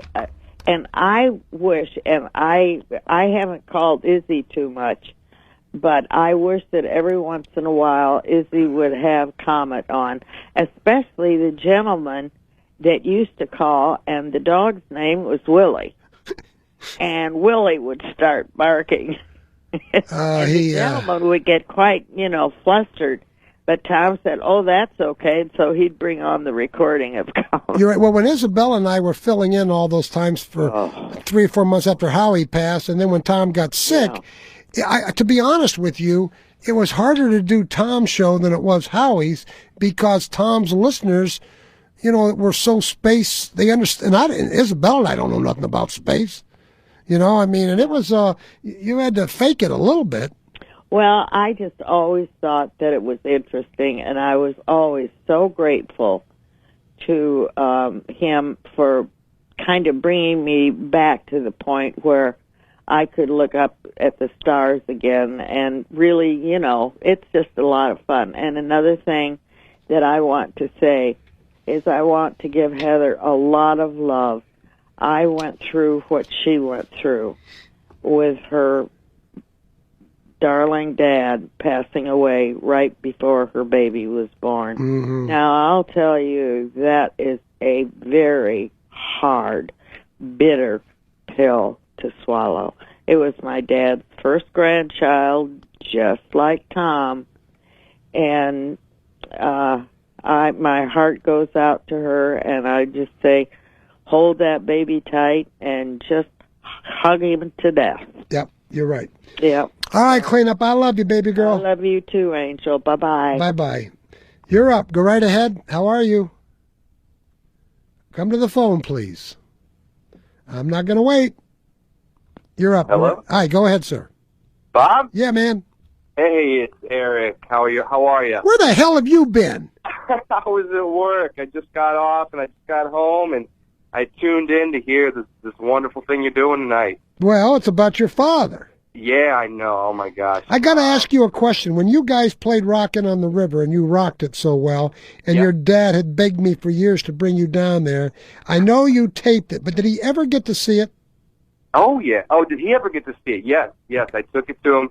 I went to see him a lot when he was in the hospital. Right, I do know that. 4 months when he was battling, and Everything like that. I showed him the tapes from Rockin' on the River. Anybody that came out to the benefit down at the Ripper Owens Tap House. Yep, I was there. I know we did the video with that and all the comments from everybody. He got to see all that, and let me tell you, that's made such an impact for him. Those kind of things were what really kept him going through what was one of the most difficult things I've ever seen a human being have to go through. No human being on the planet should have to go through what your dad did. Oh my goodness! And I want to say it. I've said it before. At his celebration of life. I've said it at that benefit. I'll say it again. His listeners, his listening audience. What he did for a living. That's honestly, I know. He loved me. He loved Heather. He loved Aunt B and everything. And I'll tell you what though. I think honestly, his listeners getting back on the radio is what really drove him the most. His grandbaby on the way as well. I don't want to take away from that, but I'm telling you, he had such a passion for being on the radio. That's all. That was at the forefront. That's what kept him battling. He didn't even know it was cancer the whole time. I mean, he was. It was this, it was that. I want to ask you one question about that. I don't want to get too personal, but because we were doing follow-ups on the radio. How long before he passed it? It was late when you guys really found that out. It was actually 2 or 3 days before he passed. That doesn't make much sense. But we won't get into that. Yeah, no, we don't have to. But I guess these things, certain types of cancers are hard to detect. You find that out after the fact, and right. The thing is that from the beginning, he really it was too far. Even if they had caught it earlier, just so everybody knows, it wasn't something that was right. Was an issue. Had they caught it still, he was probably when he went in back in June. Even if they would have caught it. I remember because I went down there a few times, and they had that where they were feeding him through his vein, and they had a big sign up on that jar, you know what I mean, where it's coming through, and they had written, what was it, Bigfoot juice. Yeah. Wasn't it? Yeah. I think Aunt B, she had put that on there for him. But yeah, no, that was because he couldn't eat. They were trying to clear up the infection in his stomach and whatnot, and yeah, they had to, in those situations, where they do that, you get all your nutrition through the tube, feeding tube. Nobody should have to live the last 4 or 5 months of their life like that. Yeah, Bob. I would have been happier for him if he would have passed 3 months before. I mean, honestly, I don't mean that to be mean. No, I understand. I feel the same way. Nobody should have to endure and he did it with a halfway smile on his face. Yeah, absolutely, because he was under the impression that there was hope. That he was going to get back to his job, he was going to get to see his grandbaby, he was going to get to move on. But, and those are the things that you come to find out are really mean something, and that's why tonight, listening to your show, listening to what you're doing, and all the calls. I mean, it's overwhelming. That's cool. The last 3 words he said to me were, "That damn Obama." That was in October. He was always. I mean, he was so into everything that was going on around him. With politics, Bigfoot, this and that. And he was so into it. His mind, you couldn't be around him without noticing that he wasn't with you. His mind was off. He was thinking about something else the whole time. You'd have a conversation with him, and yeah, he'd be listening to you, but he'd also be thinking about something else. Whether it be like you said, you'd be out and there'd be beautiful women around, and he'd think, oh yeah, are there people on Mars? I know. Yeah, he was in another plane. Hey, listen, Eric, I need you to get a hold of me here right after the holiday, because I want to make sure you're back at Rockin' this year. I'm glad I got to talk to you right now, because it's been a while. I know that the Rock on the River season passed. Yeah, and it's your fault. And hey, come on, I'm bad at communication sometimes. So we'll just let's get together and make that happen again. Yeah, because your band's awesome. Thank you so much. Human Nature, Rock on the River 2014. We're gonna make it happen this year. Upcoming, and I just want to thank everybody tonight for just calling in, and please keep it coming. We're recording the show right now. We're going to play it to cool. His grandson Eli, and my future. Oh, I better be careful what I say. Yeah, it's all right. No, I can't tell them about those hookers back in 1974. Hey, you got to keep it real. They'll appreciate that. But I can't do it any other way. Keep the stories coming. My dad, he's up in the skies, looking down, and man, he's really loving this right now. So really appreciate what you're doing, Bob, and everybody else listening. Thanks, bro. Appreciate it, man. Yep. All right. Have a good night. All right, that's Tom's son, Eric, who's, you talk about, I tell you what, he and Heather got all the looks in that family because, you know, Tom, he didn't care, but that kid's good looking, Heather's good looking, and we're two wonderful kids, phenomenal musician. And so now that you know they're taping this and they're going to play it for his grandson, I hope you guys continue to call. And as the lines keep filling up, we'll keep moving quicker so that you guys can get these stories because it means a lot to them. So, you know, take 30 seconds and call and do that. You're on the air. Thanks for waiting. Hi, Bob. Hi. Well, that's a hard act to follow. That was great to hear that. He's a great kid. Yeah. Bob sure was proud of him. God. Tom was sure proud of him. Yes, he was. Yes, he was. So what's up, man? Tell me a good story. Did you ever get to meet him off the air? Oh, yeah. But a couple things about Tom. He really brought that show he put a lot of time into his show. You know, he didn't just walk into the studio and then he had all his little skits and his recordings and the stuff he added. Yep. You know, he really did a good job with that show. When he started, he sucked. And no, seriously, you know, and I didn't realize until I got to meet him, and then there was a time where he was doing a show, and he had the interest of a lot of people, and he had my interest, and there was something supposed to be in the sky, you know, around South Akron, and people were freaking out, and it was a good show. And I knew what they were. They were these Chinese lanterns, you know? Right.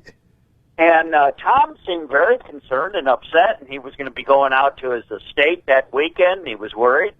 So I called in after this. I couldn't get on. I couldn't get through, and I called the studio after he got off. He said, well, of course they are. Is that what he said? Yeah, I said, they're Chinese lanterns. He says, of course they are. I says, well, you didn't sound like it. I said, you know, he goes, well, I got to have a show. I believe you, but he may have got fooled. Let me tell you something, and I've told this story 10 times. I'm driving on Howell Road one night, and I just felt like fooling with Tom. I think Jeff Iula was with me. I'm not sure. So I called Tom up, and I said, Tom, this is Bob Early.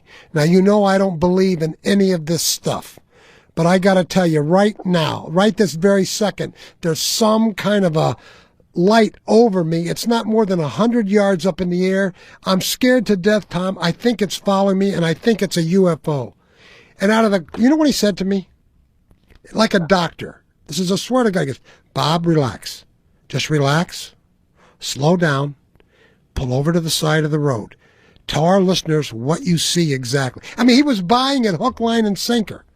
And then when he found out I was playing him, God, he wouldn't talk to me for 2 weeks. Oh yeah. I can. Well, sure. But no, this night, and that's when those Chinese lanterns were first. I think so. Yes. Hit the market big, and he knew what they were. He knew what they were, but you know, why stymie a good program? And you know what? He was right. Some of the time, like people say, he was a little caustic. A lot of that was like you just said, tongue in cheek. It was just to get people riled up so that they would call, and that's good radio. You know what I mean? And I love talk radio. I've always loved talk radio, and that's a missing spot. I really miss the time that to have. He really put a lot of time into that show, and he would come in like 4:30, 5 o'clock, to tell you the truth, and he would, prepare and do his little skits and put them on the computer and, the little quotes. And, yeah, he was very involved. He was a very caring man, and he loved his family, and Eric was right. He loved his listeners. God, he loved them. And this guy wasn't like, Harvard educated. No. No. Tom sort of scratched and crawled his way to where he got. Yep, because he was the news guy here, and I think he just came in and filled in a couple nights and worked his way right in. Right. That's one thing cool about WNIR. I mean, let Look at the people that work here. Most of them have been here 30 friggin' years. But you know what Bob Lewis told me today, Mr. Sunday? Think about this. The 3 oldest on-air personalities that they have here right now for tenure are me, Bob Lewis, and Bob Golick. Oh, my God. That's scary. Bob Aran. Goodbye, man. Trouble is, physically oldest is probably me. Hello, you're on the air. It's Heather. What? Hi, it's Heather. Oh, it's the little princess. Hi. How's Heaven Can Wait's favorite woman? I'm alive and kicking. I'm sure missing Dad, though. How's your mom doing? Good. Good. She's enjoying being a grandma. Well, the stuff you put on Facebook today was beautiful. Thank you. So you mentioned something on Facebook that something happened today that you thought it might have been your dad trying to reach you. Do you want to explain that? Yeah, this morning I got a text message, and it said it was from unknown, and the message said, message not found. I've never gotten that on my phone ever. Oh, my God. So when, usually it'll tell you who it's from, Right. Me, it would say Bob. And in the message it would say whatever you said to me. Instead, at the top it said unknown. The bottom said message not found. At 7:57 a.m. It had to be Dad. That's freaky. I believe it. Oh, I believe it too. That would be Dad. That would be Dad, trying to say hi. Yeah. It's a rough day, and I think that was them saying hi. Now, when was your baby born? What was the date? I had him on March 19th. So December, January, February, March. So you were a little over 4 months pregnant when Tom passed. Yeah, and I found out 2 days after my dad passed that I was having a boy. Oh, God, he would have loved that, wouldn't he? He would have got him a Pittsburgh Steelers shirt. He would have been the proudest guy. That kid would have had one of those caps with the Steelers logo. My son came home from the hospital in a Pittsburgh Steelers outfit for my dad. Oh, I believe that. I believe that. Oh, yeah. Dad was waiting for years and years for a grandchild, and I never really planned on being a mom, and, Eric, doesn't plan on being a dad for a while, so he kind of gave up hope, and he got used to, having granddogs. Right. And, we told Dad, my mom sat there and held my dad's hand as my dad laid in the hospital bed back in August, and the first week of August, and my mom looked at my dad and said, we're going to be grandparents. And my dad started crying and threw his fist in the air, and he said, God, I have to fight this. I'm going to be a grandpa. Is that what he said? Mm-hmm. And my mom took a picture of it, and I haven't been able to even look at the picture yet. It's still too hard. But he was fighting to be a grandpa. And, oh, no doubt. You know something, Heather, and it's sort of sad the last 4 or 5 months of his life, but nobody fought like he did. Can you imagine yourself or me or anybody I've ever known in my life that could put up with that much pain and misery and no food and no. I can't. I'm so amazed at his strength. And it honestly, I just caught my brother on the radio. It honestly was his listeners. As you know, there were many times I tried to get my dad to call in on your show and say hi to everyone. Right. And his voice wasn't what his usual voice was. His voice had become weak. Mm-hmm. And he didn't want his listeners to hear that. He said, I'm going to wait till I go back on the air. He kept fighting to go back on the air. He didn't want his listeners to hear him sound anything different than, what they're used to. Right. So he just, those greeting cards that, we delivered, bag upon bag to him, he looked at each one of those and had them hanging in his room until there were too many, so he kept them in his room, and those greeting cards, I swear to God, kept him going. Many times we almost lost my father throughout his fight last summer, and even his doctor said to me, I don't know how Tom is alive. Yeah. I don't know how he keeps pulling through every time there was a scare. There were, several times he was in ICU, and as bad as his infection was, because he did have an infection, we didn't know beneath the infection was cancer. Right. So even the infection that he had, proves fatal to most. And they couldn't believe he kept rebounding.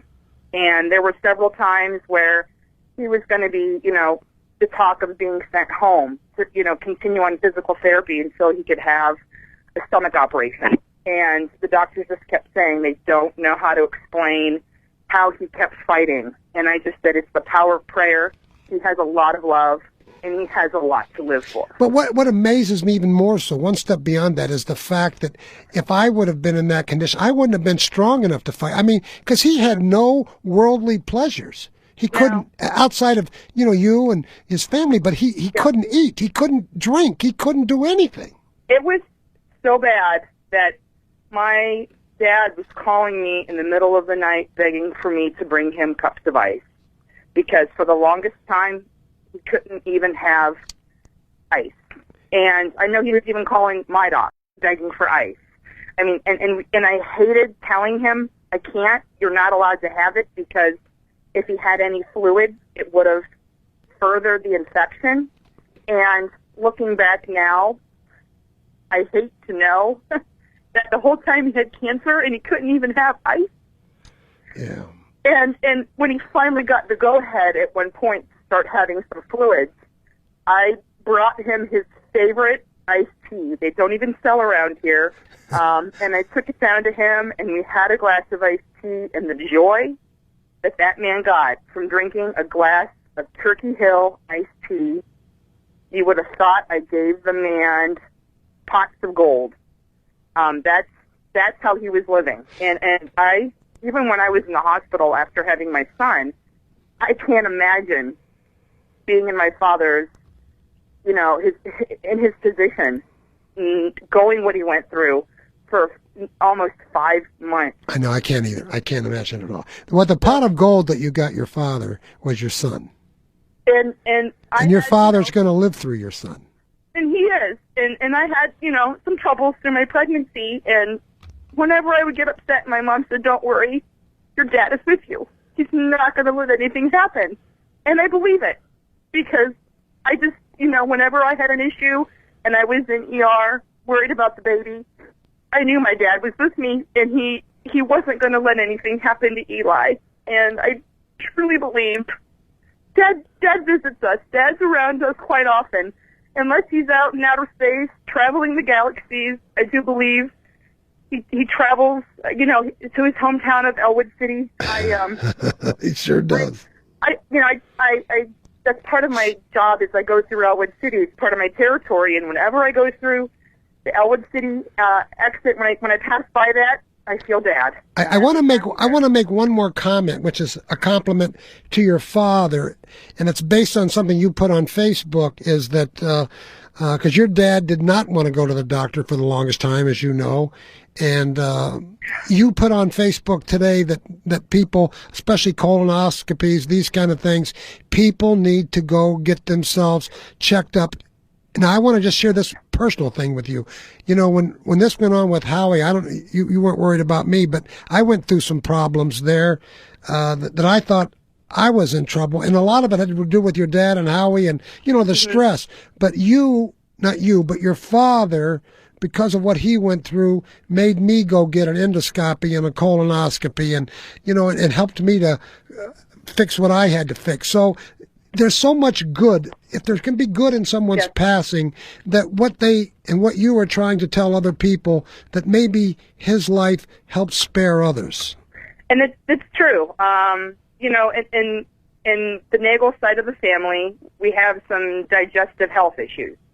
And about a year and a half ago, I, realized I have part of the Nagel digestive health issues. And, I would share, what I was going through with my dad.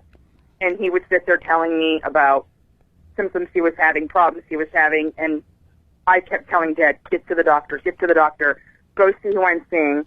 My brother told him, my mom told him, we saw that he was sick. And he kept going, no, I'm fine. He didn't want to put off missing work. Right, I know. And he was stubborn. He's a stubborn man, a stubborn niggle. And we kept saying, please, you need to see a doctor. No, I'm fine. He, thought he was robust. And in the end, I do question the what if. If Dad would have got a colonoscopy, if he would have went and saw a doctor, if he, would have got medical attention, would he still be here? So I beg of your listeners, the listeners that my dad loves, he still loves you all. If you get colonoscopies regularly, my dad died of stomach and bowel cancer, and that probably could have been detected early. And I'm asking listeners, start getting them regularly. And if you have any concerns, go to a doctor, go see a specialist, follow their medical advice, because you're going to leave family behind that's going to miss you dearly. That's right. And I'm sure my father, had regret. And I can't imagine, like, in the end, knowing that, he died of what he thought he didn't have all along, and what he was told he didn't have all along. And, you can't change your mind. You can't go back and turn time and go get that colonoscopy. And so my dad paid the price of, losing his life here on Earth and getting to physically be with us.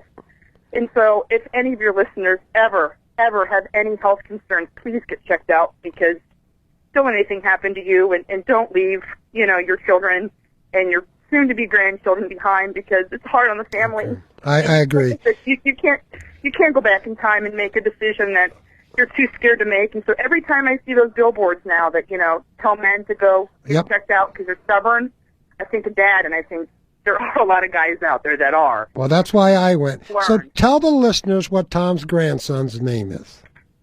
His name is Elias, and his middle name is Jeremy Thomas. It's after my husband and after my dad. We call him Eli, and he's 7 months, and he's awesome. We love and you. He's actually starting to do something that reminds me of Dad. He likes to fiddle his hands. He likes to fiddle his hands together. My dad would sit there in the studio, and he'd be, twisting his hands around, playing with his hands, and so he's showing his Nagel side. He's showing his Tom Nagel spirit. So it's a little bit of Dad and Eli. Well, listen, thank you so very much for sharing your love. I love you and your brother. Say hello to your mother for me, and I'm sure we'll be talking soon. All right, sweetheart. Listening. Thank you for doing this, and thank you, everyone, again, for all the love you've shown my dad, and you still continually show him. Thank you. Wow, that was a great call. To feel the love, and you can hear the love in her voice, you can hear the love in her son's voice, and more importantly, in this particular case, because they need reformation, they're hearing love in your voices for their dad. And what else is there, man? What else is there? Come to the phone, please. Hey, Bob. What's up, bro? Dude, that was quick. It's Derek and Charvy. Oh, hey, how are you guys? I'm doing well. How are you? I'm doing well. How's your beautiful fiancée or whatever the heck she is? She's good. I just picked her up from Cleveland. She just came back from Detroit. Oh, she saw Mom and Dad. Yeah, she went and saw Mom and Dad. But they still don't know about you, do they? No, they don't. No. Oh God, well that's another. We'll save that for another day. I actually got a good story about Tom. All right, go right ahead. It's really awesome. I'm glad you're doing it. I remember back probably when I was a freshman in college, senior in high school, I used to just flip to the radio station and I found they were talking about UFOs. I'm like thinking, who is this crazy guy talking about UFOs? And so every other night I would tune in just to listen to it. I'd hear him say something about politics, and I'd turn him off and say, I don't want to listen to that. And then I always catch him when he talked about UFOs. And then just thought this guy was out of his damn mind. But he was so entertaining and so fun to listen to. I couldn't stop. And then lo and behold, I started listening to Howie during the day, and I became more politically involved. And then one day I just started listening to Bob Golick, and this guy came on afterwards, and I'm like, hey, this is the guy I've been listening to for years. I never knew he was a WNIR. I had no idea what WNIR was when I listened to him. Really? So I was a fan way before I even knew who Howie and Bob and you were. I was always a fan of, and Tom Erickson. He was my original guy to listen to on the radio. I loved listening to him. I had no idea he was WNIR. I just knew he was the guy who talked about planets, and he was always the guy that said, hey, look outside when the space station's coming. You can look outside and watch it go over. I used to listen to that, just for that stuff, all the time. Right. You know what's interesting about Tom, and this is not a knock on anybody else, but most radio and TV people are professionals. It's like, being whatever your job is. You've educated yourself for that, and you do it as a job. This was not a job for Tom. This was his passion and his love. He would have you're right, and he probably would have done it for free. I'll tell you who else is a lot like that. John Denning is a lot like that. Yeah. John Denning, and it doesn't matter whether you like any of these guys on the air or gals, John Denning loves what he does. So does Tom. And now Howie was the consummate professional. He was by far the best radio person I've ever heard, but I'll be honest with you, he was not the heart and soul of WNIR. I'll take Tom over that. Oh, I 100% agree. I mean, Tom it was something about him. I mean, it just, he drew me in. And the thing was, like people were saying, he wasn't a Harvard graduate. He wasn't this big brain guy. But the man had common sense. That's right. And it was just nice and refreshing to listen to a guy, some blue-collar guy, who got this great gig and got an opportunity to come out there and share the things and share some great stories and educate people about space. It was awesome. Tom was like the little engine that could. I mean, he took a shot. Like I said, couch burners the same way. And it takes people time to people to get used to what they're doing. But Tom was the talk of Akron. And a natural. He was a complete natural at it. He didn't want to talk about politics. How much can you talk about? That's why I don't like doing the daytime shows. I don't want to talk about Barack Obama all damn day. Right. And it was just so neat and refreshing that he would have shows like that and talk about... And you're a young guy. How old are you, 24? 24, yeah. That's what I thought. I mean, I love Jimmy. I love Isabel. Isabel's been great in the nighttime slot. But there's something to be said about really missing Erickson and what he brought to the Yeah, that's not a knock on Jimmy at all. That's not a knock on Jimmy. Jimmy does a great job. But Tom was just whacked out. Tom was special. Tom was a special man. If Tom ever went to a psychiatrist, they'd never let him out. Well, they say the same thing about you, too. I know. And that's true. All right, I got to run, bro. All right, thanks, Bob. I appreciate it, man. We're down to 2 people on hold. I'll get both of you on before 9 o'clock. But real quickly, I want to tell you about, I'm going to say it week after week after week. The man I respect more than anybody in the country, that's Don Sitz, who owns Don Sitz Auto Sales on Front Street. And I don't even do an ad for him. I just tell you from my heart because it's true. He's the largest independent car dealer in the state of Ohio. That's a fact. He's the 28th largest independent car dealer in the United States. That's a fact. He won the Beacon Journal poll for the best place to get your car fixed. That's a fact. For one reason, because he's the best businessman I've ever known, and I would never, ever go buy a car. I'm not saying you don't buy a car elsewhere, but I would certainly look there first. He's down on Front Street. If you have a pickup truck or a van, he also has a big Isuzu thing he's doing out in Stowe now. I'm just telling you, check it out. You need a car fixed, anything. Your truck, you need anything, check him first. You will thank me because he is the absolute best.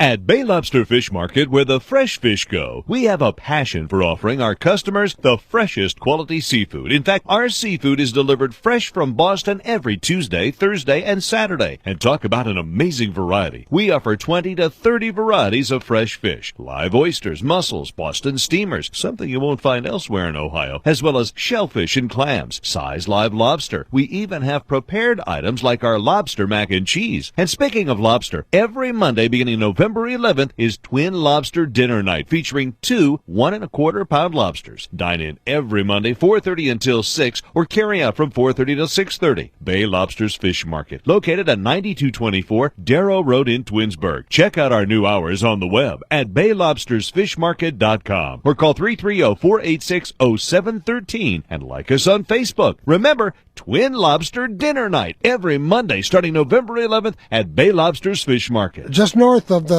Twinsburg Square there.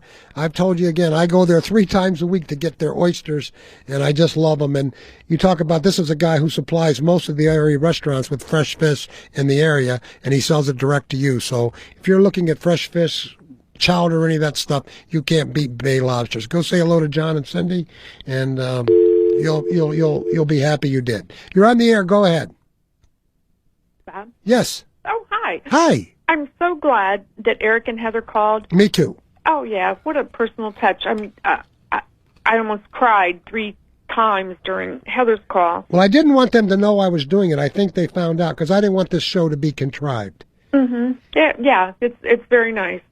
And knowing that they're recording this for their, Heather's grandchild or her child and future grandchildren of Tom's, I want to let them know this story. It was early on. You didn't sleep with them, did you? All right, good, because we don't want the grandkid to know that. No. All right, lie. No, it was early on and listening to Tom that he was talking about the space shuttle. And he said exactly what time it was going to appear in the northwest sky, and it was early. It was like 4:12 a.m.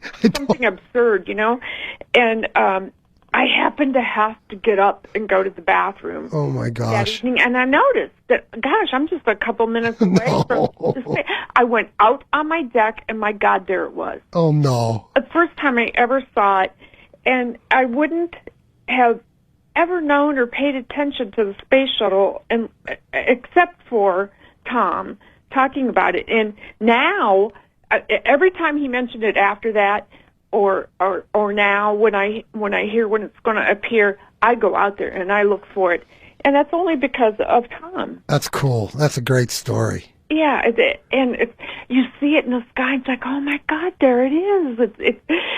It's just like you said. Well, I never understood. He'd say 18 degrees northeast to south. I'm going, what the hell's he talking about? I'm not smart enough to understand what he meant. You picture, 90 degrees is straight up. So 45 is halfway down. Right. So 18 is like barely above the trees. Yeah, but 418 is a tough time of the day. Oh, it was.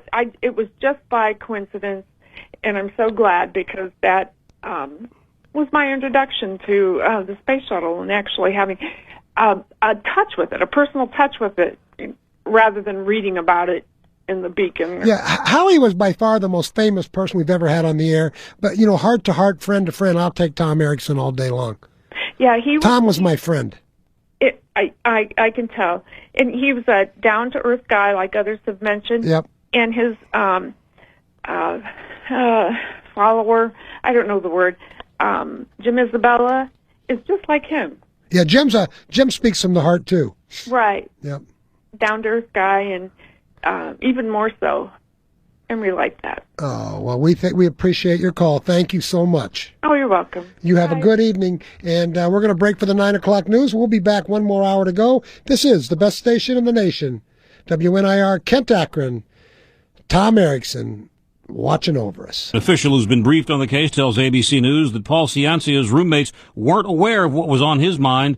One of the roommates dropped Ciancia off at Los Angeles International Airport. He's now charged with shooting and killing a TSA officer and wounding 4 other people before police shot and wounded him. The criminal complaint filed Saturday in federal court describes a cold-blooded attack. It says video surveillance showed Ciancia walking up to the TSA checkpoint in Terminal 3, pulling a Smith & Wesson assault rifle out of his bag, and firing multiple shots at point-blank range at a TSA officer. ABC's David Wright in Los Angeles. Back in this country, I should say, authorities in Oregon City, Oregon say the suspect in the shooting of a police officer is dead, but they're not saying how he died. The officer who was shot while responding to a house fire was flown to a hospital. There's no word on his condition.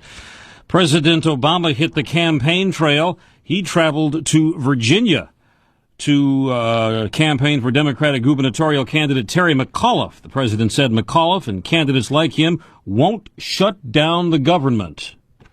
They understand that is not how you govern and that is not how you move America forward. Republican Ken Cuccinelli says his message of small government and no Affordable Care Act will make him a winner. We've been outspent pretty badly here, especially late in the race, and but the movement in our direction and a lot of good grassroots activity has been very positive for us. The election is Tuesday. Secretary of State John Kerry is in Egypt. He met with Foreign Minister Nabil Fahmy hours before Egypt was to put deposed President Mohamed Morsi on trial. Minister Fahmy and I agreed on the need to ensure that Egyptians are afforded due process with fair and transparent trials, civilians tried in a civilian court. You're listening to ABC News. What you're supposed to do to take care of your tires by Micro. I don't really know what you're supposed to do. You know who does, though? The tire experts in the service department at your Ford dealership. Get a $70 mail-in rebate on Ford Select tires, plus another $70 when you use the Ford Service Credit Card. $140. Subject to credit approval, rebates by check. Other tire manufacturer rebate or offer cannot be combined, or Ford Service Credit Card rebate or offer. See your participating Ford dealer for rebate details through 12/31/13. Come on, sweetie, jump to Dad. I'm not sure, Daddy. The water's cool. There are moments in life that cause us to hesitate. Jump right here. Okay. Here I come. I got you. Good job. I did it. That was fun. But once we take action, we're really glad that we did. If you're thinking about selling your home, don't hesitate. Interest rates are low and buyers are in the market. Every market's different. Call a Realtor today and visit Realtor.com. Realtors are members of the National Association of Realtors. In a matter of hours, Tokyo Electric Power Company, TEPCO, will take a look inside the wrecked Fukushima nuclear plant. ABC's Molly Hunter says it's the first step in removing nuclear fuel rods. 300 tons of radioactive water leaks into the ocean every single day. Experts say that the most dangerous situation right now, and kind of we'll see on Monday, is that these used fuel rods, which are stored in buildings where the walls and the floors are sagging, and they're on top of kind of waterlogged soil. So this is a very unstable situation. ABC's Molly Hunter at the foreign desk. Meanwhile, some of the world's top climate scientists are trying to persuade environmentalists to rethink nuclear power. Forest scientists who've played a key role in explaining the dangers of climate change are now trying to convince environmentalists that renewable energy, wind and solar power alone, won't be enough to head off extreme global warming. They're asking the Green Lobby to support the development of safer nuclear energy as one way to cut fossil fuel pollution. Many environmentalists oppose nuclear power, especially after the Fukushima disaster in Japan. They also cite waste storage and security of nuclear materials. The scientists say we can't afford to turn away from any technology. Joan Bennett, ABC News. Kenya was a double winner at this year's New York City Marathon. Jeffrey Mutai successfully defended his title. Priska Jeptu came from behind to win the women's race. This is ABC News. Ladies, are any of these symptoms familiar? Hot flashes, sleeplessness, irritability, or weight gain? If you're a woman over 40 experiencing these symptoms, you probably have hormonal imbalance. Amberen can help you balance hormones and relieve your hot flashes, sleeplessness, irritability, and other symptoms of menopause. And now you can finally lose weight. Yes, even that stubborn body fat with Amberen Weight Loss. Call now and ask how you can get your free sample of Amberen Weight Loss. Call 1-800-424-8740. That's 1-800-424-8740. I'm Richard Cantu, ABC News. Looking to spruce up your home this fall? Are you looking at gaps, cracks, and nail pops in your walls or ceilings? Are you just tired of the same old colors? Hi, this is Bob Golick. Call CertaPro Painters at 800-462-3782 or go online to CertaProPainters.com to schedule your free estimate today. Now, when you have 3 rooms painted, get a 4th room free of equal or lesser value. CertaPro Painters are proven and trusted experts in painting. They show up on time, they come in on budget, and they deliver what they promise. We know here firsthand at WNIR because CertaPro did an amazing job here at our studios. CertaPro recommends Sherwin-Williams paints exclusively because it's the #1 paint in the USA. CertaPro is the biggest painting company in America, yet they are local business owners in our community serving the Akron-Canton area. Schedule your free estimate today, and don't forget to ask about the buy 3 and get 1 room free deal. Call the paint professionals at 800-462-3782 or 330-896-7744. CertaPro Painters, because painting is personal. How do you describe the blast of bold flavor that is the McDonald's Premium McWrap? It's like a full-on fresh feast of...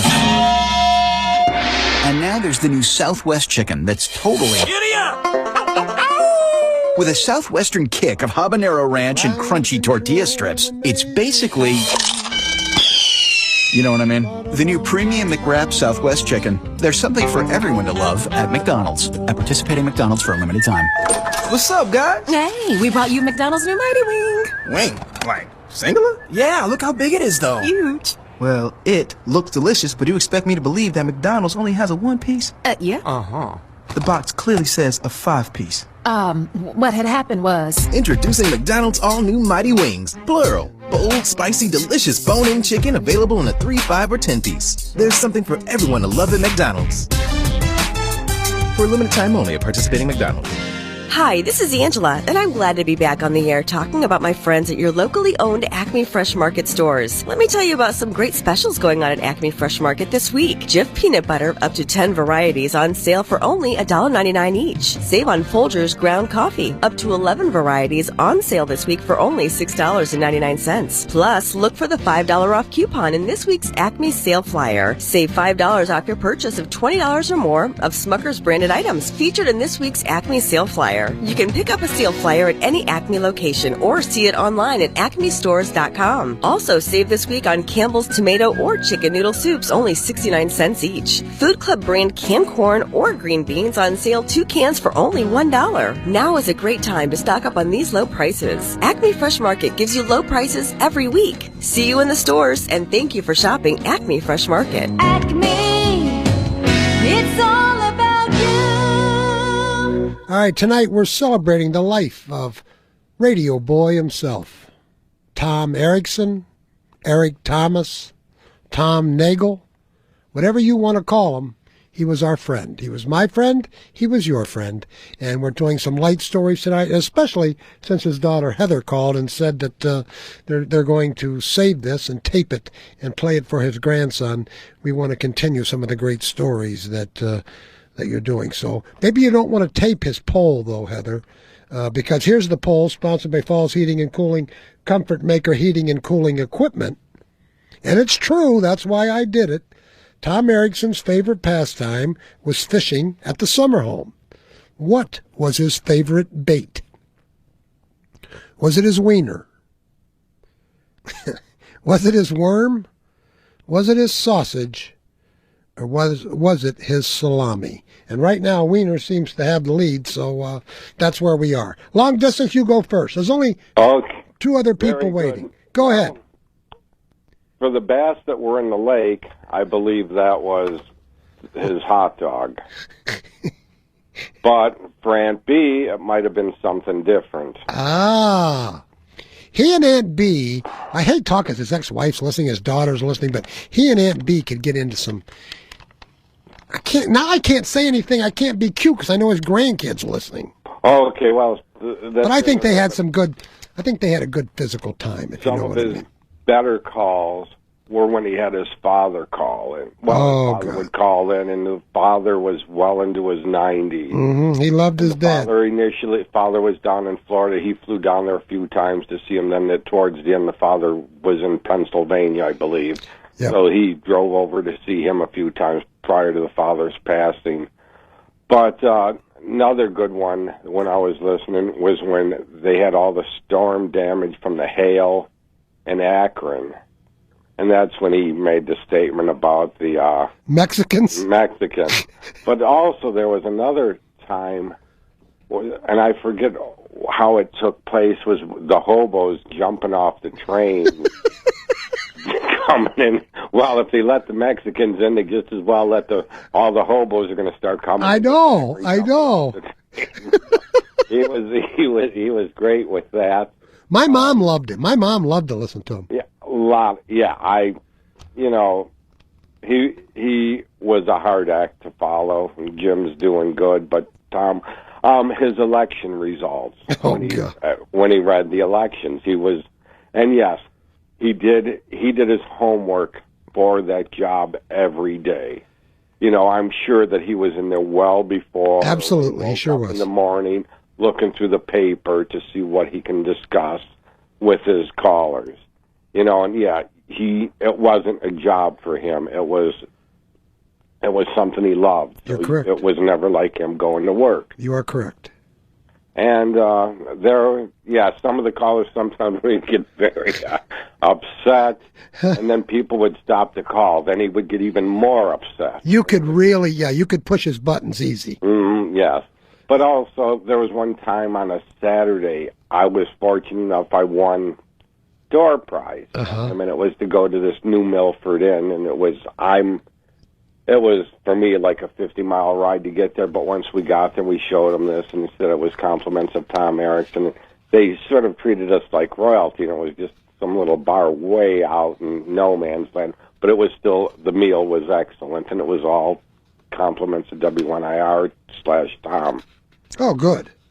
So, but that was very good. But the Bushman and him used to go at it very good, and that was some of the best radio of his, especially around election time or what have you. Oh God, he was the best. All right, let me get a few more in, and I appreciate. Thank you. Thank you very much. I actually taped his line on Mexicans. I don't know if it's going to play. It's just going to take 10 seconds. Listen, because I'm not sure it's playing well, but listen to this and you'll get to hear it for yourself, I hope. You're really going to see a lot of Mexicans in Firestone Park over the next... I don't know if you heard that or not, but that's where he said there are a lot of Mexicans in Firestone Park. So, again, I thought it was one of the greatest radio broadcasts I ever heard. You're on the... Oops, you hung up. You're on the air. Go right ahead, please. Mom? Yes. Mom? Oh, I said you could call back because I was rude to you, Mr. Spanky. No, that's okay. Well, I usually follow the rule because the rates are fine and got me trained on that when I was just... Well, what was the funniest story, Jason, you ever heard with Tom in one of your calls? Oh, boy, hard to... Did you and Tom talk about spanking? Let's change the subject. All right. Okay, what am I supposed about Tom when he was still a newsman and him and Joe Finan used to converse against each other and talk about stuff? And he was the news guy before Phil Ferguson was. But the one time when I used to live in Kenmore before this was years before my mom met my stepdad, there was a Bigfoot sighting, kids or not, by Young's Restaurant in Manchester Road. It was on the Kenmore Neighborhood newspaper, and I mailed in the article. You do? Yeah, it was years ago. Oh, okay. Yeah, and someone else did too, but I'm gonna tell you also, I posted something, one of those private space companies in honor of Tom. Oh, it's on Facebook? All right. Well, we'll let people check it out, Jason. 330-673-1234, 1-800-669-4100. Thanks for waiting. You're on the air. How are you this evening, sir? How are you? I'll tell you what. I was looking for you Friday night. Where? At Bob Young's. Oh, that's the one I didn't go to. I'll be darned. Anyway, that's okay. I'm going to see a big record collection tomorrow in Talmadge. Okay, it must be a private one, because is it not an auction, is it? It's a guy named Seth. Oh, I gotta go to a funeral for a wonderful guy from Cuyahoga Falls in the morning. Anyway. Go ahead. Tell us your stories, Mr. Stowe. Well, here you go. I know I heard Heather calling in there. I loved listening to Tom. I would call Howie most of the time, but if I didn't call Howie, I would call Tom at night, and it was fun to listen to Tom, and you never knew what you're going to get. And I had some great memories. I would talk about fishing with him, and I'd tell him that, don't be using the wingers. You got to be using, some live bait or some frogs or, something else. But anyway, we would talk about that, and I knew he was into space. And one night, he was talking about space, and I called up and I said, Tom, there was just an announcement. Maybe you didn't hear it because they just came over the radio. The Pennsylvania Aeronautical Association has just announced they're going to send a manned mission and land on the sun. He said, what are you talking about, land on the sun? I said, yeah, they're going to land at night. He got a kick out of it. Oh, I'll bet he did. I'll tell you, if the grandson someday will be listening to this is Mr. Stowe, but I would love to call Tom, because Tom and I had the same feelings about one of the local large city mayors in the area, and I would set Tom up so well. I would say something like, yeah, but the mayor, he loves listeners to talk radio. Oh. hit a recording of one of the local mayors who shall remain nameless, but everybody knows who the hell he is. He said we were all nuts, And right? he said we were all nuts and kooks and the worst thing that ever happened to America. And Tom would have recording after recording of goofy comments that this particular mayor would make. It was just fun. Oh, I'm sure. Let me tell you, I'm so glad you called because, I mean, if any of the most famous callers got to be the great Mr. Stowe. Well, thank you. Hey, have you seen Akron St. Vincent St. Mary play? They have one of the best teams recruiting can get. I mean, they've done a super fabulous. You know, how they have two really. They have a fine team. I'm not taking anything away. They have a fine team. I don't know if they're going to win or not, but they have a fine team. One of the players that's a star is from North. Now, if he's not played at North High School, how the hell is North High School supposed to win any games? I know. The other one is from Ellett, and if he's not playing at Ellett, think of what Ellett would be if the kid was at Ellett. Ellett's got a pretty good team. I hate it. The I know. whole system is so unfair. It's incredibly unfair. I give my props out. I'll give some prop out to the same teams that win year after year. Manchester and Mogador win, and they're public schools where the kids coming up, they got to learn to play because if you're 100, they need a guard, and you're 175 pounds. You're going to play offensive guard. That's just the way to. Well, I'll tell you, Aurora's a prime example, especially this year. They're small. I'll tell you what. The other teams, Mogador and Manchester in particular, but lately, I don't know what happened, but something got in the water because Aurora now, every year it seems like is in the playoffs again. 9 years in a row now. 9 in a row. That's just incredible. They've had a nice run. You've got some other schools that Have you seen the quarterback from Massillon? He's a little lefty, isn't he? Yep. I don't know. I mean, 6'3", 225. What's that? 6'3", 225. Wow. 14 years old. He's liable to get too big. Yep. You know, I mean, he's liable. If he's that big as a freshman, he might end up being 6'6" and 275 and have to play tight end or something like that. What do you think about the Buckeyes? I think they're right about where they should be, 4th or 5th. I don't think. I wish there was a 4-team playoff this year because I think they'd sneak into the 4-team and they might even win one of the games. I agree. They're just a year or two away. He is a fabulous coach. He's the best. Exactly what he's doing. Best coach in the country. He's a fabulous coach. All right, Mr. Stowe, we appreciate it. I'll talk to you. Yeah, man, that was nice of Mr. Stowe to call. Go right ahead. You're on the air. Hey, how you doing tonight? Fine. How are you? I'm good. Man, we all miss Tom Erickson for his family, and we loved him. What, did you ever dance slow with Tom? I did. I did too, one time. One of his son's gigs, actually. I did too. In fact, Tom and I did the samba once. We were doing the reggae shuffle or something. No, but I was at one of his son's gigs, and I thought I saw Tom. I'd never talked to him before, and so I went over, and Aunt B was kind of looking at me, and I said, "Is that Tom?" And she said, Yeah, come on over. So I went over and said, "My gosh, your kid and his band is just absolutely amazing." They are. He got a big smile on his face and got excited. He was very proud of his children. Oh, he loved his kids very much. I always talked about them. And then I whispered into him, and I said, and also I've seen a couple things up in the sky there, too.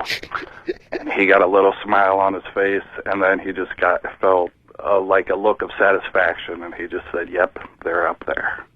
And yeah, it was nice. Tom was great. My favorite Tom thing was when he was sure, when we had the BP explosion, and he was sure that South Korea... A submarine over. I remember that. Invaded us, yeah. I remember that. That was so funny. I called him with information that the story was fake and talked about the person who puts out these fake stories, but for months and months, and God, for a year, he still went on with it. Yeah, he was great. All right, have a good one. I remember that one. That one really got to me, too. I enjoyed that. Hello, you're on the air. Korea did it. You're on the air. Go ahead. Are you there? You on the air? Yeah. Hey, I want to thank you for doing this tribute show to Tom. Well, you got to thank the station, really. I mean, that was their, they put the idea in my head, so. Yeah. Real quick story, and I know I've told you this to you before, but for the grandkids, I was the guy that got the autograph from David Prowse that played Darth Vader and had signed Radio Boy. Oh, really? And hopefully they still have it. Oh, I bet you I'm sure they do. Yeah, and he went nuts when I called him. He said, "You sent that to me?" I said, "Oh, yeah." And then Dave Prowse asked me, he said, who is this guy? He said, well, he talks about Star Wars all the time. I said, you got to sign it to Radio Boy. And it was just a great memory to me. But going really far back, Tom starting the 7 o'clock to 11, and now it's opened everything up. You know, that was some really cool stuff because you could still listen from 7 o'clock on and Right. hear live stuff going on. And that's the great thing I remember him from. Even though you had some funny stuff going on, now you still got it going on up there at the Talk Rack here in Akron. Well, yeah, I mean, you know, that's what life's about. You just reload. That's all. I mean, and now you got a guy in there with Jimmy Isabella who, I mean, man, here's a guy that wears his heart on his sleeve. He'll tell anybody anything. You know. I feel so bad with what went on with him. Oh yeah, with his wife, and look what he and then.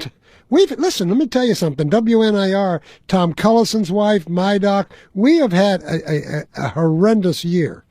Yeah. But you know what? We're going to persevere and we're going to continue to grow, just like I hope everybody out there does. Now, I'm going to ask you a question. Do you know who was on before Tom? Before Tom even started his show. Wow. It wouldn't have been Albright, would it? No, it was syndicated. Oh, I don't. Was it Gallagher or one of those guys? No, it was Tom Likas. I've heard of him, but I don't like any of that. Yeah, he was very filthy, and I was shocked that they even left it on the air. And I think it lasted for about 2 weeks. And I do have the tape of Tom coming on the air and saying, "You're out of here, Tom. Radio Boy's taking over." Oh, I wish I guarantee the Klauses would love to hear that. They really wanted to get some tapes for tonight. We just didn't have enough time. Yeah, but I do have that on tape because for some reason I did like listening to him, but it was weird for him to be on that type of show. And yeah, like 2 weeks later, that's when Tom got his show. I don't like national programming at all at a station like that. No. Yeah, Gallagher, like you said. Yeah, it gets, no. But yeah, that's how Tom got started. And like I said, from 7 o'clock to that time period, I'm sorry, that's always his slot. And I got to be honest, what Tom did and Isabella, any of the guys, John, I mean, to sit in here 4 or 5 hours. And remember, we have one thing other stations don't have. We don't have anybody out there answering phones for us. We don't know what lunatic's next. Well, not even that. How many times did he walk off and go check, like you said, for the voting and that? Oh, God, I know. And you come back and there'd be nothing on the air because he was out there, he was doing it all by himself. Either that or he was looking at the stars. I don't know which. Yeah. And like I said, thank Mr. Moon. Yep. That was a classic. Always loved that with him. So, hey, like I said, love it. Hope you do it every year. Never forget him. We won't, brother. Appreciate it, man. I love him. All right, appreciate it very much. Hey, guys, I'm going to ring the Weather Seal bell, but I'm not going to read their commercial. And the reason I'm not going to read their commercial is because someone wrote it, and I know better. I know what a great company it is, and they have a deal for you right now where they're going to give you a free Nest thermostat, which will save you a lot of money. You control it by your smartphone, and here's what they're going to do. They're going to give you this $395 Nest thermostat free, including all the installation with the purchase of 6 Ultra Seal or Thermo Seal windows. As you know, they just put windows in my whole house. Every window they did. I am so pleased I used them. How did I happen to know about them? Because Couchburner told me. He used them. How did Couchburner hear about them? Howie used them. How did Howie hear about them? The Kaiser used them. Handy Randy used them. So when we tell you about someone like this, if we're using them, we're sure as heck not going to recommend them to you if they're not that good. They're locally owned. John is a great guy. It's a big name. They're the home of the $159 window. All the installation is done by AA certified installers, which are the absolute best. Now, you want some other savings? Listen to this. You can get your whole doggone house wrapped or a $1,000 discount or both on a new siding installed by the year end. You want to get a new roof up to 1,000 square feet for just $39.90. Now, here's the deal. Especially end of the year, none of us have any money. It's the holiday season. We got to buy presents.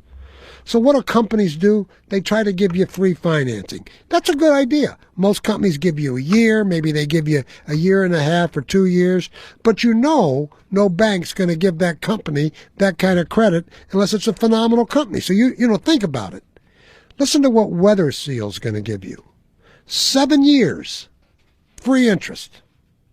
You don't pay a doggone penny until the year 2020. So if they weren't that phenomenal, the banks wouldn't allow them to offer that to you. So you can get the work you need to get done. You can get it done now. You pay no interest for the next 84 months. You will find that nowhere else in the industry, nor will you find a company you can trust like Weather Seal. Again, we all use them.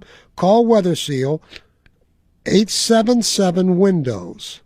Now, if you're writing it down, the local number would be 877-946-3697 or online WeatherSealHomeservices.com. They're awesome, guys. The lovely Justine will take your messages. You'll really, really appreciate her. You're on the air. Go ahead. Hey, I got a Tom story for you. Go right ahead, man. I had just started listening to this radio station, stumbled across, may have been the very first time. And I'm talking to him, and I said something, and it was some kind of catchphrase with his show, and he started playing this music, and I didn't know what was going on. I hung up on the poor guy. You did? Yeah, I had no idea what was going on, and here it was because it was the name of his kid's band or something, and I had accidentally said it, and yeah, it was the funniest thing I ever heard, because, I'm listening on the radio after I hung up. I was all embarrassed. He was actually even better when he got mad, because he would get so irate, he couldn't even control himself sometimes. Oh, see, he wasn't mad or anything. No, I know, but when he got mad, he was that way. Yeah, I only heard him a few times, but yeah, I just thought that was a good, funny story, because, a new guy listening to the show doesn't know all the ins and outs of the show. But so how long have you been listening to him? Just for the last few years, then? Yeah, just in the last few years I've been listening to you guys, and I've called a couple of times. It's just a real enjoyable show you got. And everybody's different. Every personality's got their thing, and it's all local stuff. And if you want to complain about Pasquale, you can. And if you don't want to complain about them, you can not do that too. That's right. And the nice thing about our ownership, unlike some big corporate giant where they tell, like Rush Limbaugh, that's a shtick. You think he believes all that stuff he's saying? They tell him what to say. They tell Gallagher. They tell all these guys. Here, the Klauses don't tell you nothing. They just say, don't get me arrested and don't get me sued. Especially with me. I was going to say, are they talking? Are you sure they say that to everybody, or they just say that to you? Probably just me. Well, I think Couchburner probably gets that talk about once a week too. Yeah, I think he's probably in there. He's a trip. But they let it do us our way, or do it our way. So Couchburner was up pouring. Hey, Couchburners, they're going to play at New Year's Eve at the Firehouse. His band, I just heard. No kidding. Yeah, that's cool. Interesting. That's that good. Is interesting. So, well, hey, on a serious note, I'll tell you what. I'm in healthcare. I'm an occupational therapist, and I work in nursing homes. Mm-hmm. And a little known thing that people there's nobody in the news covering it. They have essentially cut therapy funding through various finagles that the federal government has done. They have cut funding for therapy by about 40%. Oh my God. Oh yeah. Occupational therapists are dropping occupational physical speech therapists dropping like flies. You will, if you start looking, we're dropping off the list of best jobs to have, because basically they're not paying for it anymore. But you know what they will pay for out the nose? Hospice. You know? Oh, yeah. Yeah, they'll pay for hospice all day long. And we've got those hospice representatives in the nursing homes hovering like vultures day in, day out. Wow. Talking to the families, hey, we'll give you this, we'll give you that, we'll do this, we'll do that. And, there's 70% of the time they're absolutely right about what they're doing, but yeah, they've got people, and what people don't know is once they go on hospice therapy, you can't touch them. That's crazy, man. It's a crazy world. I feel sorry for young people. I don't know where in the hell they're going. Oh, it's going to go back to the old days. The way it was before. Medicare was a great thing, I mean, part of, I think, why the United States has such a long life expectancy is Medicare, Premium medical care at the end of your life. I mean, it's going to make you live longer. Yeah, Medicare's been successful. Social Security's been successful. There's no reason why health care can't be successful if they keep the politics out of it. Well, and, it's crazy to me. They cut funding to us massively, and they, but they somehow hired, I have therapist friends who have hired on with insurance companies to audit therapists that are out working. They're doctors that are getting paid who are, playing God with other doctors. Same thing. Oh, yeah, absolutely. And they get paid on a commission of how much money they can save on work with patients. It's terrible. Oh, yeah, that's absolutely what's going on. And the other thing that's happening is they have an office. They have a doctor in an office in the nursing home, in the insurance company. They have a doctor sitting there in their insurance company looking at a chart saying, "No, they don't need this. They don't need that." All right, listen, I got to go because I don't want to get off the subject, man. This is Tom's night, and I want to keep it to Tom. We don't want to talk politics. His grandson's going to get to hear this someday. You're on the air. Go right ahead. How you doing, Bobby? Fine. How are you, bro? Oh, not too bad. Tom was a very passionate man. Yes. When he got on the subject, I mean, he'd take that train till there's no tracks left. Yes, he would. But you have to admit, he'd make you shake your head. You go, what the hell is he smoking tonight? I mean, come on. Put the weed down or something. No, he liked wild turkey. I know that. But anyways, nothing against Tom. I loved him. I mean, there's times he'd get under your skin. But I don't know how you're going to end this program tonight. I think the last time I heard Tom, he had BG, Staying Alive. I think I'm going to call I'm not allowed to have anybody in the studio today, but I think Joe's out there. I'm going to see if I can get Joe to come in and do that ground control to Major Tom. Absolutely. No, that would be fitting. Very fitting for the end of the program. That's exactly what I got to do. Last time he was hooting and hollering to the Bee Gees, I think, Staying Alive. Ooh. He was a very passionate. No, we got to do Major Tom. Absolutely. No, that's fitting. All right, that's how we'll end the show. Absolutely, Bobby. All right. Thank you very much. So, Bob and Bill, I know I'm supposed to be alone in here, but so Joe, if you're out there listening, you can come in and we're going to do that song in a little bit here. Hi, how you doing, Joe? Go ahead. You're on the air.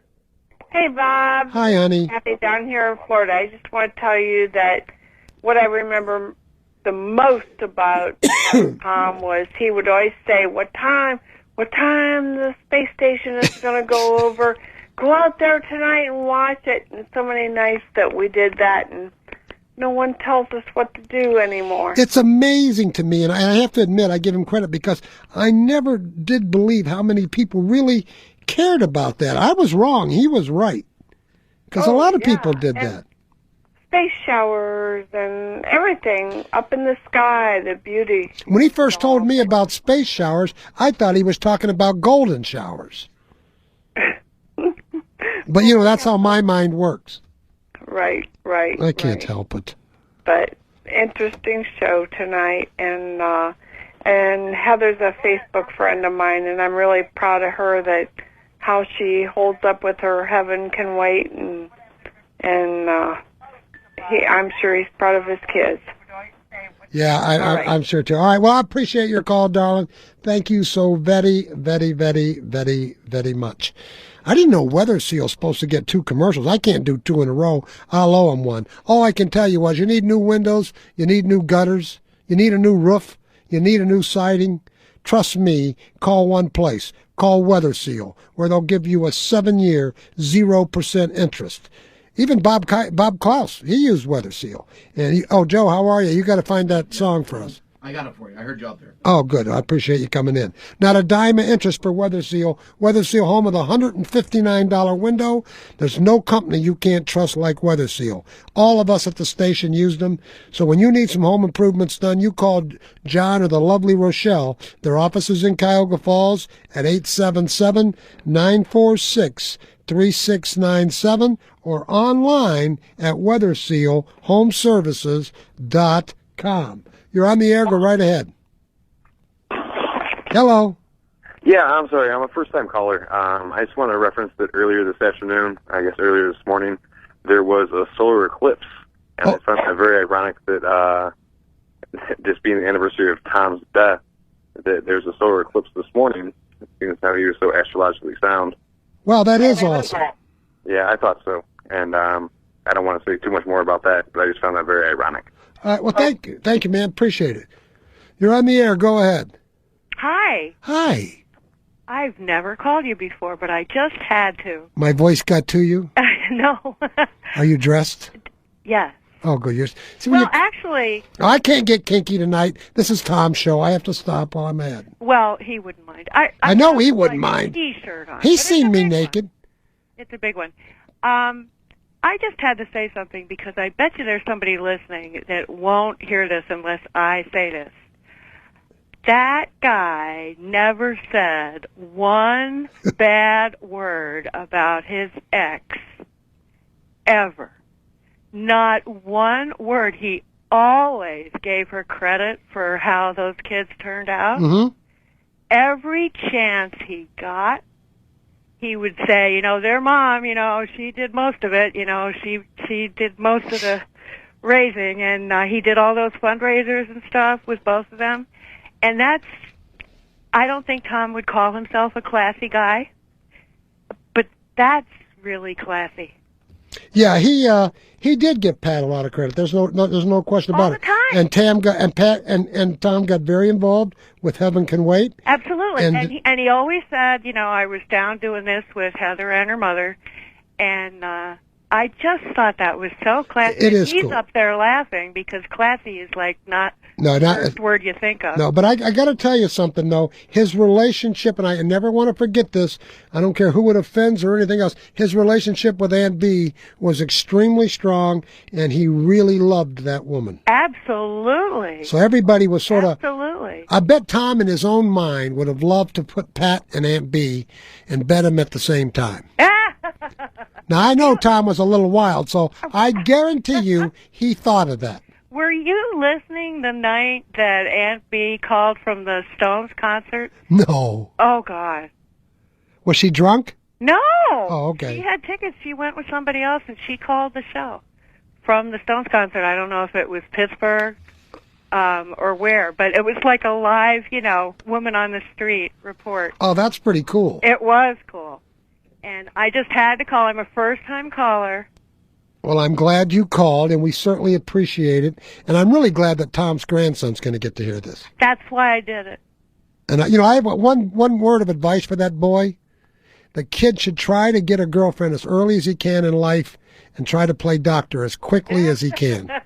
Oh, I'm sure he will. Okay, I appreciate your call. Thank you. We will be right back. We're going to go to Bo's on the River, I think. We're in the studio with Bo Schmidt, chef owner of the famous Bo's Grill at the Hilton in Fairlawn, and he has some really exciting news for you. Thanks, Bob. Not only are we on our 23rd year here in business and have one of the most exciting terraces in Northeast Ohio, but we're also opening up our second location at the Sheridan Suites in Cuyahoga Falls. I will admit, Bo, we've been there twice in the last couple of weeks. It's truly fantastic, and I couldn't believe the prices. Thanks, Bob. It's a casual themed menu. It has a little bit of something for everybody. We do a lot of nice appetizers, salads with grilled meat and fish. You can have a nice steak, fresh seafood, or if you're not real hungry, you can just have a nice sandwich from the lighter fare menu. You can join us for breakfast, lunch, or dinner. Don't forget about our affordable lunch buffet. We also have entertainment in the lounge, the best view in Northeast Ohio with the river in the falls. So come down and see me at Bo's on the River inside the Sheraton Suites, downtown Cuyahoga Falls.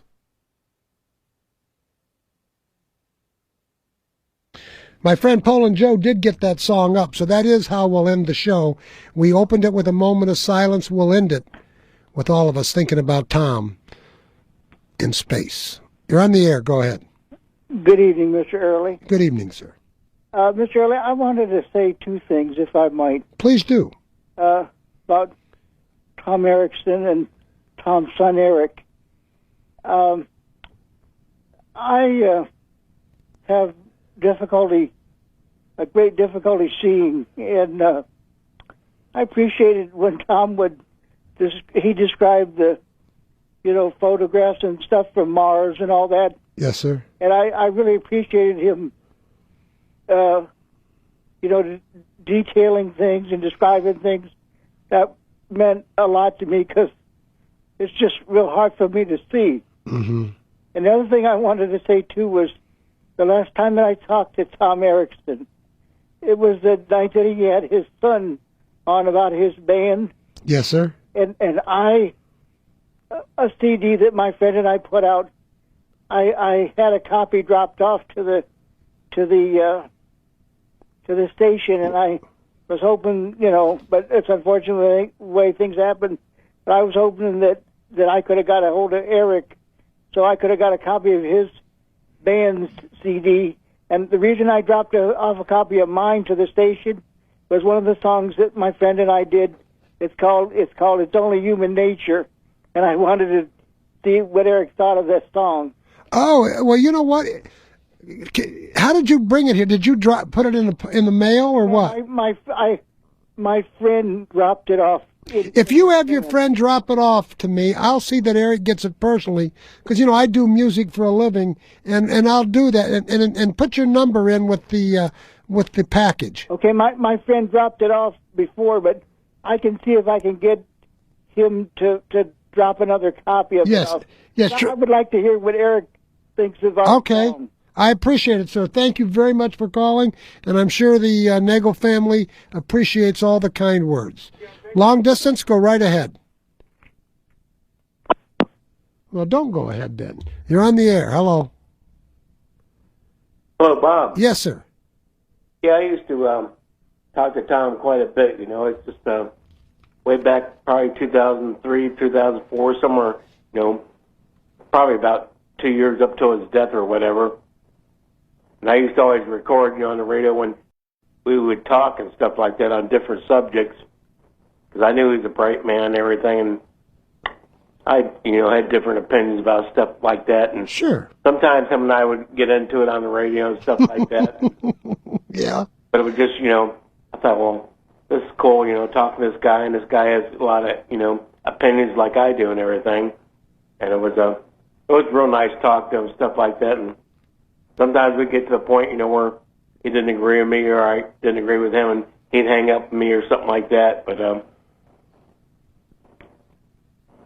real wise man, stuff like that. And sorry to see, the way. I know. It's okay to disagree on things, and it makes for a healthy conversation.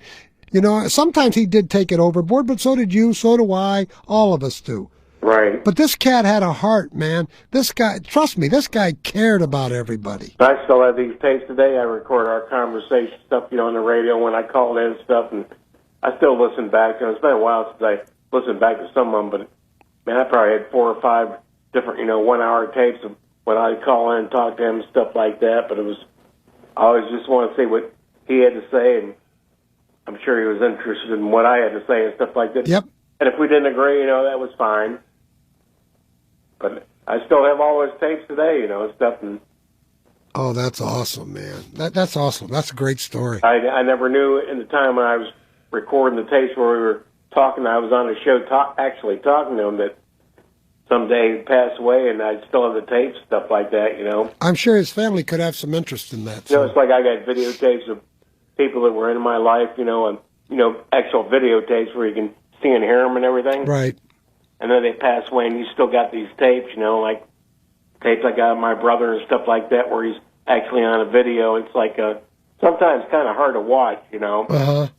because it's they're gone and everything, but you can still hear them and see them, just like like they were still alive and stuff like that, Well, people can live in your heart. I mean, memories are a great thing, and there's a lot of positive energy. I mean, Tom's death made me a better person. I quit smoking. I went and got my health checked out. I mean, that's a terrible thing to say, because it could have been me. But I was listening to earlier tonight when his daughter called in and stuff, and when she said, because I'm scared to death of doctors and everything, okay? Uh-huh. If I went to see a doctor, it'd be the last thing I want to hear is what he's got to say about, well, this is real bad or that's real bad. But like his daughter Heather was saying, you should do this because it could prolong your life and everything. Well, the truth of the matter is, I don't care how scared you are, no one's worse than me. Because if I get even a little scratch, I think I have a tumor. I mean, I am the biggest hypochondriac in the world. But because of what Tom went through, and believe me, I went down and saw him. So I know what happened, and I said, I got to go to doctors. It turned out I was okay, but I'm glad I did. And you should do the same thing. Because even if he finds some, Tell me, I'm already depressed enough with, like, symptoms that I know are something wrong and everything. And no, there's nothing. You don't know that's wrong. Let me tell you something. Mine turned out to be stress. I lost 11 pounds in 3 weeks. I couldn't eat, nothing. I couldn't sleep, and it turned out to be stress. It was in my head. Right, and from what I've heard, stress causes a lot of things that might not actually be that serious. That's exactly right. You get to the doctor. I'll tell you another interesting thing is, if people learn to embrace, every one of you who are listening to this show, including me, all of us, we are all going to die. Every one of us. We are all going to get news at some point, unless we die suddenly, that there's something seriously wrong with us. We have a heart condition, or we have cancer, or we have this. It is going to happen to you, and it's going to happen to me. So instead of fearing that, I don't want to say embrace it, but that's the only word that comes to mind, that embrace what's going to happen in our future, it'll make our everyday lives that we live now better. And it took me a long time to learn that, but it's true. It is definitely, without a doubt, true. All right, before I get back to the lines, by the way, I only have one person on hold. So if you still want to get in and give your last comments to Tom Erickson, it's the perfect time to do it. 330-673-1234, 1-800-669-4100. And I've been ignoring that the last 15 minutes, and I know someone's been trying to get in on that line, so I'll take it next as soon as it lights up. But I want to remind you guys, I hope I see you next Friday at Packard Music Hall for Engelbert Humperdinck. We still have some tickets to sell, so go to PackardMusicHall.com and check that out. I hope to see you Friday night. I'll be back with you next Saturday, but I'm not even going to do my last ad. Let's just let you guys finish it up, and then Paul and Joe's going to play our tribute. You're on the air. Go ahead. Paul and Joe's going to play our tribute. Turn the radio down. Go ahead. Paul and Joe. God. Hello. Turn the radio down. Yes. Hey, Bob, how you doing? Hurry up, Bill, because I got other people waiting. Well, I tell you what, I called in on Friday one time to talk to Bob and Karen, and Tom was going to be on next, and all of a sudden, Tom, he come walking in with his shirt off, in the hot summertime, right? And he'd been working out a lot, he was in good shape, all that. And I told Bob, I said, well, hell, he must have been skinny dipping down the summer home, yeah. Right. And Bob said, oh, man, don't say that. I don't even want to think of that picture. All right, Bill, I got to go because I know you called me earlier in another voice. I had to tell on you tonight because this is Tom's night. All right, long distance, I got you this time. Go ahead. Hey, Bob, I've got about 20 or 30 seconds of Tom's voice I recorded talking to Howie. You want to hear it? Yes, please. Let's see here. Well, of course, we are very, very community-oriented here at the Talk of Akron. Stan will be at RSVP and then later Roberto's. Our Helping Hand campaign approaches the $10,000 mark. Tom Erickson, let's bring in Tom for a second. You're doing something special today, aren't you, Tom? Yeah, hi, Howie. How are you? And good morning to you. Good morning to you. And a good morning to your listeners. It's a beautiful morning out there. A good day to go out and go Christmas shopping. And I thank you for this opportunity to put in the little plug here. I will be at Walmart on Route 59 at 10:30 this morning, participating in it's called Shop with a Cop. It's being put together by the fine folks at the Ravenna Police Department. I will be escorting a disadvantaged child on a shopping spree, and then I will have lunch with the child and their family. And if you want a picture or an autograph or to stop by to say hi, I'll be in the lawn and garden section of Walmart around 10:30 this morning, and we're just I'll try to spread a little Christmas cheer here at WNIR. Well, that's very nice. So you're going to talk about disadvantaged. That's been a while ago. I noticed that if you had said disadvantaged people, you could have probably taken half the staff shopping. Well, thank you, Tom, in advance for all your kindness. Yeah, have a great day, Howard. Thank you. Let us. That was great. Yeah, that was it, huh? That was great. Hey, listen, man, I appreciate it. Hey, my pleasure. And that's nice. Now his grandson's going to be able to hear that. You're on the air. Go right ahead. Are you there? Go right ahead. Hi. Hi, Bob. Hi. Hi. It's so great hearing Tom again. And I apologize for calling earlier, but knowing that Eric and Heather are listening tonight, they have to know this, but I want them to know that they're so fortunate to have had a father that supports them. I didn't experience that with either parent, so when I would hear Tom do that, it was, oh my gosh, what a great dad. And I just wanted them to know that not all of us experienced that, and they were fortunate. Thank you very much. Very nice. You're on the air. Go right ahead. Thank you very much. Hello. On the air, go right ahead. Thank you very much. Hello. Yes, go right ahead. I just want to say that, you there? Yeah, I sure am. Okay. I just want to say, Tom was a great man. He left a long legacy. I just hope that he's where he's happy and he's looking down on everybody here that's talking about him tonight, and just everybody knows how much they all loved him.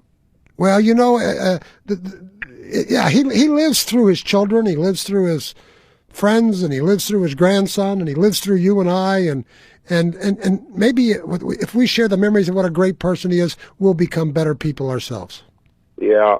You know, I never had a chance to meet him. I wish I would have. He lived in the same area I lived in, but he was so secluded, not letting anybody know where his summer house was or where he lived in Barstow Park. He didn't want. Listen, you didn't want to see that summer house. It wasn't the mansion people might have thought it was. So I think it was a trailer, but whatever. To him, it was the mansion. It was the mansion. And you know, all right, listen, I appreciate your call. The interesting thing is, I think I've probably known Tom longer than anybody at the station, even, because I go back to 73 or 74. So indeed, I've known Tom for 40 years. So I think that, first of all, it was an honor for me to do this tribute for him. Secondly, I consider him a very, very close friend. I also consider him as crazy as a box of rocks, which is a compliment, because I am also crazy as a box of rocks. Great father. He would have been a great grandfather, a great friend, and good partner to A&B, and wacky as can be. I mean, hey, he did it the right way. I mean, the Frank Sinatra song, he did it his way. That's what Tom Erickson did. You're on the air. Hello? Yes, ma'am. Oh, hi. Hi. I've never called here before in my life. Well, you're calling now, baby. Oh, my gosh. I've never been on the radio in my life. Are you excited right now? Yes, sir. Oh, I can tell. I just wanted to let his family know and everyone know how much I miss Tom. And I remember when he first came on the radio and how much I loved listening to him at night and his the space stories and this. You know, I used to take my kids out and go look at the stars, you know, and watch the space shuttle go over. And I owe that to him. Well, you know, Tom really started that at a young age, but it wasn't because he cared about the stars. He would always try.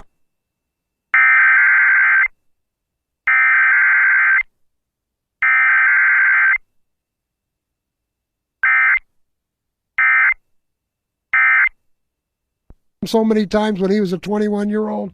Oh, God, I better not get into that. But I loved, you know, a lot of times he'd irritate me with things he said, but he had opinions, and I respected him for that. Right. All right. Well, listen, thank you so much for your call. Go ahead, Paul and Joe. We're going to still take some calls, but Tom Erickson, my good friend, your good friend, great father, great grandfather. We're not mourning tonight. If anything, we're sharing. You can go right ahead. We're sharing tears of joy for a wonderful guy, and he would love to hear this song. It takes a few minutes to get going, doesn't it? Ground control to Major Tom. Ground control to Major Tom. Take your protein pills and put your helmet on. 10. Ground control to Major Tom. 8. 7. 6. Commencing 5. Down engine 4. While we're listening to this, we'll see if anybody has anything important to say. Go ahead. Hi, Bob. Hi. I wanted to say that first time I listened to Tom, I think it was 2008, but one night, after I was moving, it was December 2nd or 3rd, real bad. Rain had come, it all iced up, and the roads were treacherous. Well, I was in the middle of it, and it was at nighttime, so you had the black ice, which you really couldn't see, and ironically, he was saying if you were on the ice, if you were out driving, what to do if your car started to slide. Right.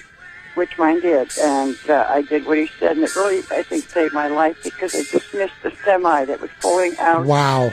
Well, it was actually on the street by then. I think it's UHS Trucking Company on Maston Road. But, you know, I loved his laugh. Tom was very childlike. Yes. And when he laughed, you know, it was real. It was a sincere laugh. But that was what was appealing to me. He was very childlike, and you could tell that he really cared about people. And he was real big, too, on letting you know about what crime was and what was happening. And, you know, he wanted justice for, you know, all the people that were harmed. And then he also got me looking up at the sky, which I hadn't done in decades. But I think he was a tremendous man. He had his personality like everybody else. It was different, but, you know, I really miss him. I missed him. And when I had told you that weekend of Halloween that you had, that I knew what that woman had told you, I had dreamed it. And I had dreamed it months before it happened, and I hated it. And I thought, you know, maybe I'm wrong. You know, I hope I'm wrong. And because I told you I had predictions before that came through. And I hated that feeling. I hated that dream. And I knew it was going to happen. And there was such connection, and I can't explain it. There was such connection with the way I felt about Tom Erickson. And I think it was because it reminded me of my father, the childlike. My father, you can embarrass very easily. Well, that's all red-faced. But, you know, I just loved that about him. And he was, you know, what can I say? I think he was a very good man, a good father, and I do know he did love his callers, you could tell. Yep. Listen, I appreciate your call very much. I want to thank Bob and Bill Klaus for allowing us to do this show tonight. I want to thank all my co-workers at WNIR. I want to thank Paul and Joe for bringing this in. I want to thank Heather, Eric, Aunt B, Pat, Elias, who's too young to know right now, but most of all, from Tom Erickson, not from me, from Tom Erickson, I want to say he would want me to thank you more than anyone, because he loved you, he cared about you, and don't think he's not with us today. This is WNIR, Kent Akron.